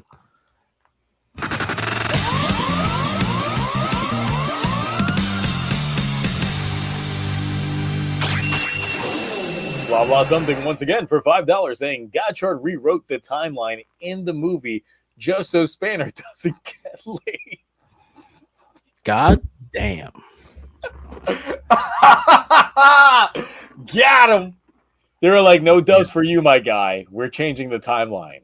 Well, It's like when Vegeta was about to beat Frieza, and then it's like, oh no, wait, we got to go back. Fuck you, yeah. Goku dub. Spoilers for anyone who's seen Dragon Ball Fukatsu no F. It's Golden Frieza. He gets completely wrecked by Blue Vegeta until Yeah, Vegeta was finally gonna get that dub, and then it's just like, nope, time travel shenanigans. Let's go. Here's the problem: Vegeta, he was feeling himself a little too much, so he gave Frieza the opportunity to like blow up the planet, and then Whis was like, "Nah, can't have that happening." In this scenario, they were like, I guess, Spanner, you can't get that good puss, so you gotta go back. Got to go back to just trying to fuck cards away from humanity. So if Revice is Max Steel, who is Revi? Is Iki Max or Steel? Explain. I never watched Max Steel. It's interesting. It's an okay show. Mark, you I think I watched. Well, I know. I always forget because I'm like drinking. I always forget that Max Steel had that live action movie, which wasn't that bad. The visuals were shit. What are you talking about? Oh wait, I'm thinking of The Adventures of Alex Max. No, you're thinking of What? How Max Steel was actually pretty good. That was like 1992. was No, he ironic. was thinking of the Like, effects. He was thinking of the effects, not the Yeah, quality. the effects of her turning into a puddle, that was trash. But like Yeah, the show yes, itself was yes. cool. That was a good mystery. Oh no, I like the fight scenes in Max Steel. I think it was pretty good. Yeah, I've only seen the live action. Never seen like whatever the show was. Mm. There was All a right, so reboot? guys, What? before we get into anything else, does anyone know? You guys have anything final thoughts before we send them off? Yada yada yada. Good nights and all that nonsense. I mean, overall, yeah, no, there's it's slow news week. Obviously, everything is the hype train for Gavu Yeah, and Boom Boom. You're carrying that mantle and Arc, surpassing them both in their own goofy, very crypto bro way. A lot I'm of just gonna- Gridman references in that last week's episode of Arc, which was nice for nice. I gotta some. watch today's. I gotta watch today's after this. I didn't watch today's. I just, Oh, it's good. Just talking You about should. last week's. Last week's was just like Mhm. the craziest fever dream ever. It was I'm not good. gonna lie, superhero time been really good lately, and I hope. I mean, lately, it was just this past week. What are you talking about? We still had Gottschalk to deal with. This is the first start of like superhero time finally being good again. That's why I made the thumbnail being superhero time. Yes. I'm just saying, it's like I feel like we're getting back into that groove where I'm actually excited to get superhero time every week. You know what I mean? Like I'm not just like picky about the show I want to watch. I'm genuinely excited to see like what's next. Now, if only we got another studio making another Toku at around the same time. So we can Garo. start- More Garo, if not just Garo, just an original Toku from another legend thing. hero. Can we get Live action Guyver. bring back Tamika Hero in live action form? I know they went anime route. They've gone anime route. after Cutie the first Honey's two Tokus. alive too, please. For me. Only if Akiko is writing that one. Yes, I want that. Please, for me. Cutie Honey, the live. 2, God, it's already Aragon Giga. Mark would fund that instantly. I want that now. I would. They bring me on executive producer. I'm like, I got this. Though they would have to change the name to avoid copyright. It'd be like Cutie Huntress or something. Or a cutie maple syrup. Oh, okay. Cutie forager. Cutie ketchup. Oh god, my next set of Gavu stuff just is getting sent out on Monday. He said, because there's another set of Gochizos. Like, so they have the DX, the SG, and the GP. So the SG are like the candy toy ones, which aren't out till the end of the month. We have the DX ones, which just come in the pack 3. But there's also regular Gochizos and then the Rider Gochizo sets.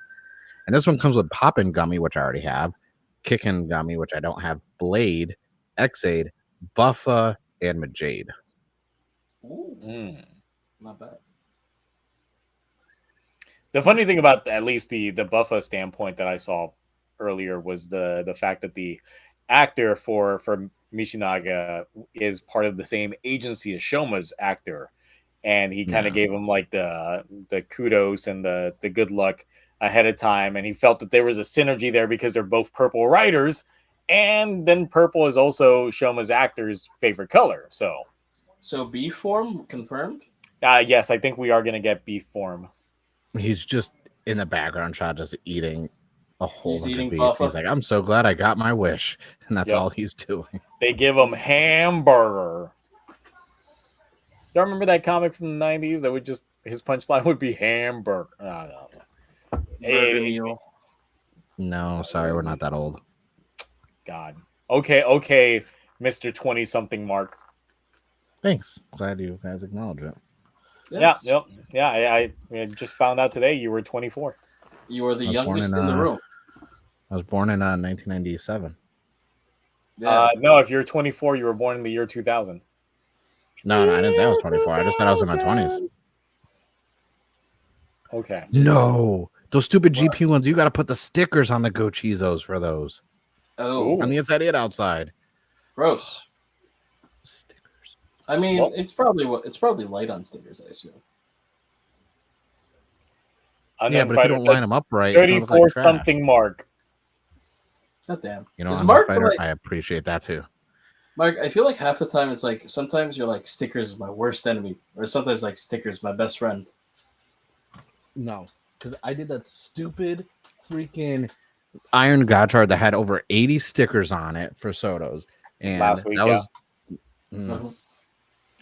that was the worst thing I've ever had to deal with. Honestly, I'm not gonna lie. How does it look though? It's amazing. It's one of my favorite Sotos in my whole entire collection. See, Mark, you Okay, got then. people calling you 21 on Man, here. y'all Like, y'all just they're listen. just I'm trying to not get buying in you your guys- pickle pants. I'm not Mhm. buying you guys freaking any toys. So like, I don't know what you guys are trying to get I know out of me Mark's allergic to into giveaways. you, but no. No, I'm never doing a giveaway again. I thought about it too, but I was like, no, because Just give away those hands. I feel like giveaways, those are I especially don't have a nowadays, giveaway. You just aren't looked right. Just specially request them. They get FedExed. Just pop out. next day air. Do like the Yep. Jane Silent Bob Oh, Strike Back uh, movie. I How gotta tell many you people want to something. kick some ass? So, yesterday, my headphones broke in half, so I ordered a new set on Amazon, and they came in like an hour and a half. Oh, an hour and a half later. Yeah, literally an hour Dude, and a the half. after Amazon I ordered. same like not every state does it, but the same day is very convenient because I've done that for when my Xbox controller broke and I was like No, it's- deep in Diablo. Cloudy, and I was you like, don't have to "I need brag controller." about being by I Amazon. live next to an Amazon shipping. You've already talked before. I can order a Celsius and it'll be here in 5 minutes. It was here in 2 hours. I got a 24 pack. It was pretty good. And if you have Amazon Prime, you can get a disc. You get deals when you go to Whole Food. Oh, I know. It's pretty good. Oh, Amazon, like, Right. plus you get like the Amazon Fresh like stuff. It's Ooh, pretty my good. fingers Yeah. finished up. All right, these stickers don't look that bad, but man, this is. Oh, have you guys ever been to the Amazon like grocery stores? They're kind of cool because you Whole don't actually Foods? have to.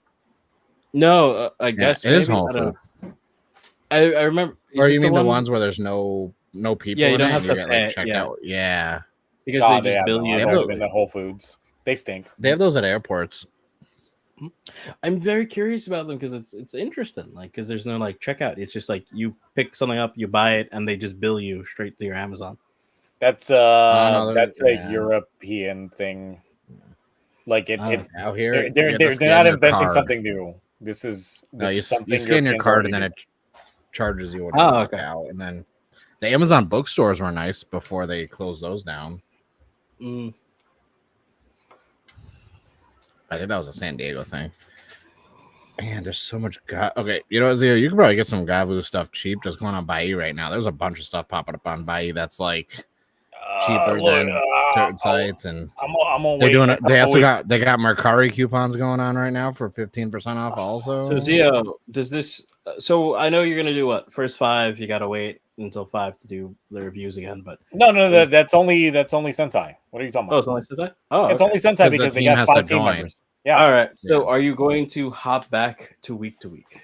So Gavu currently has me excited to cover more Gavu. When it comes to Boom Boomger, I am gonna triple up because I was gonna try and do a Boom Boomger video tomorrow for the last 2 episodes, but because obviously like the episode before last was a recap episode for the most part.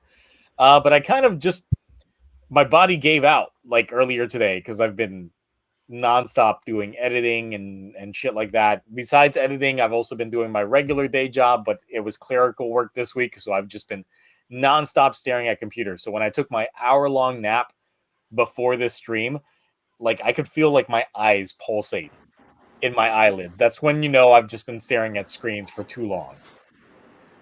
Yeah. And I was just like, yeah, I need to stop. I need like a day break. Like Just that film.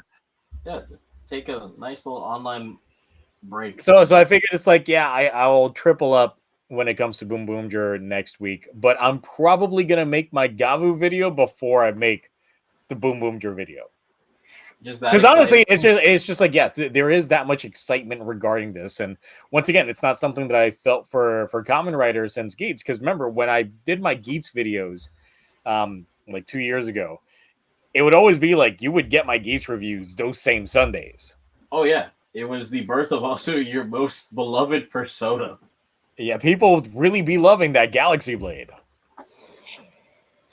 But the thing with Godtread is definitely I fell off, and with Boom Boomger, it's like the early excitement was there, but then as it continued on, it's like you're getting too mundane, and I'm not feeling it as much as I was. But for Gavu, I'm genuinely excited.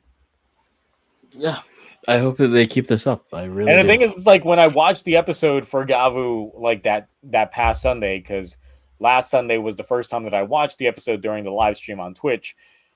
I was almost instantly like, I want to talk about this. But the problem was I still had that back burner of I got to get Gotchard out the fucking way. Right. Fair. No, I get that. And I was just like, yep, let me do that. So it's just like I got the Gotchard video out the way, and then the Gavu stuff was coming in, but at the same time I was just like, am I gonna really burn myself out? Because once again, that Gotchard video took over 4 days to produce. Oh, well, on the bright side, you can now rest in peace that you don't ever have to touch it again. We'll see, depending on how future Daybreak goes. Well, yeah, but maybe you'll like the summer movie. I hope. Yeah, possibly. So yeah, that's the entire thing. It's like, yeah, when you're doing content creation, especially like now that I've been doing this for the years that I have, it's like, yeah, the burnout phase hit ages ago. We've been running on fumes for a while. So the fact that during Geets, the fact that I can still crank out like the bits and stuff like that only shows that I have genuine excitement towards what I'm working on. The passion is real, guys. Yep. So you know. So the fact that I put so much into that first episode review for Gavu means that I actually do like what I'm seeing. Hopefully the show pays it off in spades. Mm-hmm. We'll see. Yeah. And maybe by the end of Gavu, Zio will be past 4K. Yes. It'll be a long crawl to 4K. I'm pretty sure it won't be Gavu. It'll be the season after Gavu, which I hear is going to be absolutely. Actually, I can't say anything about it because someone will clip this and be like, Zio called it out. Hey, you were right last time. Blah blah blah. So you were right. We're not gonna talk about it. Be right this time. Say it right now.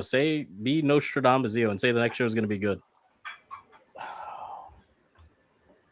So what I hear is the season after next greatest ever. So 2 years the greatest ever. Yes, 2 years. 2 years from now. Okay. But then the season after that one, abysmal. Oh, why the heck would you say that? I hope 2 years from now it's like a Blade sequel series. It's like the most abysmal season to ever come about. Like from episode 1, we're gonna be like, Gottschalk comes back. It's the Legend season. Why are y'all bringing in actual puppets in it? Why are y'all actually like? We can see the people behind the puppets controlling this. Why are y'all doing this? If you're right about that, like I would just laugh my ass off. I will watch the show with a smile on my face if you're correct about any of it. All right, well, we'll catch you in 4 years' time. 4 years. I'll probably be moved down to Georgia by then. That's when we get the proper payoff. I'll still be in California. I'll just have a bigger place and more stuff on display. In California, okay. Well, you better hope something happens to that California economy soon. I want to visit some. Yeah, it's less about their economy and more on my economy, my personal. Oh, okay, all right. I'm gonna get but that. When stuff like this keeps happening, I don't know. I gotta visit Cali at some point. They've got the best burritos. Yes, we do. Do they, or can you just go to Mexico and get the best burritos? In the United States. Look at me. Zio. I need you just look at me for a second here. Look at me for a second. I'm looking at your VTuber model. Okay, yes. Okay. He's mostly why on this green earth do you think I'll ever touch Mexico? I hear the water is revitalizing. You should probably try some. Drink some. with ice. Yeah, you think I'm surviving in Mexico? Do you think I'm gonna survive? Yes, I think so. Okay. It'll build up that immunity. For all you know, you might gain your final form in the Yeah. form of a casket. Yeah, exactly. It's a gravestone. That's my final form. Cloudy zombie form. Zombie. Jesus Christ. All right, guys. Mark, Yeah, plug your, yeah, your- yeah. Oh, I like how Cloudy just took over this whole stream. Right. He's just like, all right, we're gonna go to the segues now. I gotta go. Yeah, essentially, It's like, which is what for those that don't know, when we end the stream, most of the time Cloudy just dips while the credits are playing, Yeah, and then it's yeah, just like yeah. it's just me and Mark. I have things I do in the morning. Also, sometimes I like to stay behind and chat. Sometimes Sometimes. not always. tonight Not he's always. trying to like speed the ball. No. Tonight I'm trying to speed the roll because I actually do want to talk about something once we finish this. Okay, all right. So here's That's hoping that fun. the stream Cares does not about the viewership. end improperly, and then Cloudy's just mid Yeah. talking. Because if the stream doesn't end and I'm still talking about what we wind up talking about, we'll have to delete the bot. Oh, okay. It's that serious. All right, well, maybe not delete the bot, but it'd be pretty bad. Fantastic. All right. So clearly Cloudy's got some shit to say, Yeah, which right. y'all aren't allowed to know about. So because No, of that, definitely Mark, what you got to plug besides your new video that you dropped during this entire Yeah. stream? It was supposed to be scheduled at 7:30 a.m. tomorrow, and I dropped it. I was like, crap, I might as well make a tweet that I dropped it because I'm not gonna like it already had like 3 views on it, and now it's actually gone up exponentially. It's telling me now it's at over 100, but when you look at it on YouTube itself, it says like 40 something because there's just I just did a video going over all this stuff, unboxing it, not reviewing it. I did show off the buckle a little bit just because a lot of people are splitting it up, doing like one video just for this, one video just for that, one video for just the gimmicks. And I was like, bro, that's milking it. I don't want 3 freaking videos going over 4. Like everything's one video, 18 minutes. I have a lot more stuff coming in. So I still have my Gachard Soto video that I recorded like over a week ago. I was trying to put it live, but then Gachard Gavu's first episode dropped. Then the merch dropped. Then the candy toy news dropped. So I was like, when am I going to put this video live? Because I don't want to put it up the same day as other videos. I don't want to stack them. But no, you guys can boo in chat. But the final wave of Gachard for the Sotos are some of the best quality Sotos I've seen. No, they look great in I've years. I think during those Gachard videos, you got to put in like bits of you being high. That's if he winds up picking Gachard. I have all this footage. I know you showed me. I have seen him being like unaware of what he was doing while the camera was rolling. I was just like, bits and pieces of that. You need to do it like those action figures where you get like a leg and an arm of like a greater figure, and you just need to throw those in there. Oh my god! Like I saved all of it just because I was like, you never know. You know what? One day I think I'll just like drop either on Discord or stuff. Just like there's a lot. I have like a lot of footage saved from when I'm just like. Boom. It's bad. But yeah, that's all I got going on right now. And then thanks to everyone who's been subscribing because I like jumped up like by like 30 or 30 plus subs. And I'm like, oh wow. I haven't seen the It's that time of year again. New show, new hype. Yeah. Also, please in the comments, I like replying to comments, but don't put in the comments on a review episode. So, what did you think of the episode? I replied back, you mean, and I literally replied, you mean other than what I said in the video? And then they said yes. And I was like, wow, I don't understand. You know what you should tell them? Watch TokuTonic. Yeah, you know, I also like in my video within the first 2 minutes, I say, and before anyone asks where to watch this show, I'm not going to tell you, but I will say, watch my Twitch live streams. Like, and the comment that I got earlier today is just like, where did you watch this show? I've been trying to watch it. I get, where do you watch the show? And then on my toy videos, like, where did you get this? When I say in the video, my guy in Japan, it's like, no, this isn't a shop. This is my guy in Japan. Like, he literally, like, he just emailed me earlier. He's like, hey, besides the Chelsea CSM, is there anything else you want if not actually like trying to get before the year's over, beginning of next year? And I'm like, yeah, you know what I like. Kamen Rider, anything. But I get the where can I watch all the time, and it's like, I don't know, not here.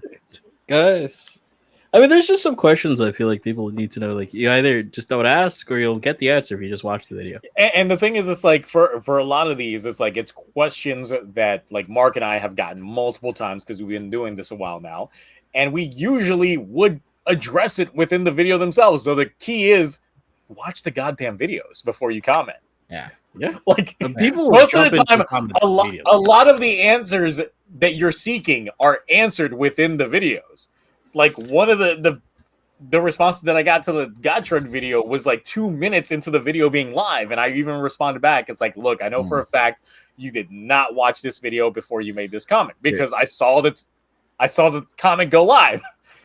Yeah, the worst is when I get comments asking me about stuff, and then I'll make a video about it. Like, I don't mind it's 55 views on like a quick little video I did, but for years, ever since I got the new IKEA stuff, everyone's like, hey, what are the risers you're doing? How do you display? How do you keep all this stuff clean? And I was like, cool, I got asked enough, I'll make a video. I make a video, and then I even say where I buy the stuff, this, that, and someone was like, so where'd you buy the stuff? Yeah, they're like, do you have links to? I'm like, it's IKEA. Like, I don't like IKEA.com. Just look up risers, IKEA. There you go. I was like, Daiso, Walmart, Target. Like, I don't spend a lot of money on my display stuff. Like, I go to Daiso Japan. Every riser I have costs $1. Yeah, cheap. And Graph, yeah, I've gotten the wig comment so much that I literally have mentioned it. It was in the wrap videos. It was in the wrap. Confirm it is a wig. Confirm it's a wig. It is real hair, guys. Yeah. You can the way they do technology now with how they Lots can like get it to like glue it to your head. Like, it is. He went to Turkey for some hair transplant. Yeah, I mean, if you watch enough of my videos, you'll see when the roots start coming in, and then when I'm like between like the dye jobs and stuff like that, which I do all myself, but still. He's also on. By the way, to plug the Discord. I'm waiting for the day. You're on Discord. He's also on the Discord like, when he blow dries. Yes, when I'm blow drying my hair, I be on there. Oh, so just so we're clear, I'm teasing you like that just in case Zio ever does decide to do these late night post stream like paid members thing. Because that would be, hey, listen, if you were a paid member, you'd be able to hear all the juicy things I'm about to say. And sometimes it's like it's the drama that I choose not to talk about during these streams. Sometimes it's actually going into real world like events and politics and stuff like that, which sometimes people care for, sometimes people don't. You know, sometimes it does get into those kinds of discussions post streams. It's just like people being real. Just you know shit what I mean? we got going on in life that we don't want public. You know. Yep. Yeah. It just is what it is. Yeah. Just like Isu's saying to the true believers of, you know. We really milking this timer right now. We're at 3:17, man. Like, I got shit. Now, Cloudy, you got anything? I ate so much food on stream with my camera off. I don't know when, but like my video about Borderlands should be coming out pretty soon. I've been talking to my editor about it, so hopefully. The movie or the video game? The video game and the movie I made a short about. You didn't even talk about that trash movie. That movie's horrible. Oh no, I made it. How about you trash that and talk about Concord? That's the hotness right now. There's no point in talking about it. It's like, or you talk about this new NECA 50th anniversary Texas Chainsaw Massacre figures. 250 billion on a video game, and they're refunding everyone because it's like, who cares if you're giving back like what, $100 after you lost 250 million? Womp womp. Yeah. All right. So I guess that's it. We're out of here, guys. We will talk to you all next week, and hopefully we got some more juicy, tasty information regarding Gavu, and hopefully the superhero time continues just being good. Yeah. So until then, let's see if the stream actually ends. Right. Bye.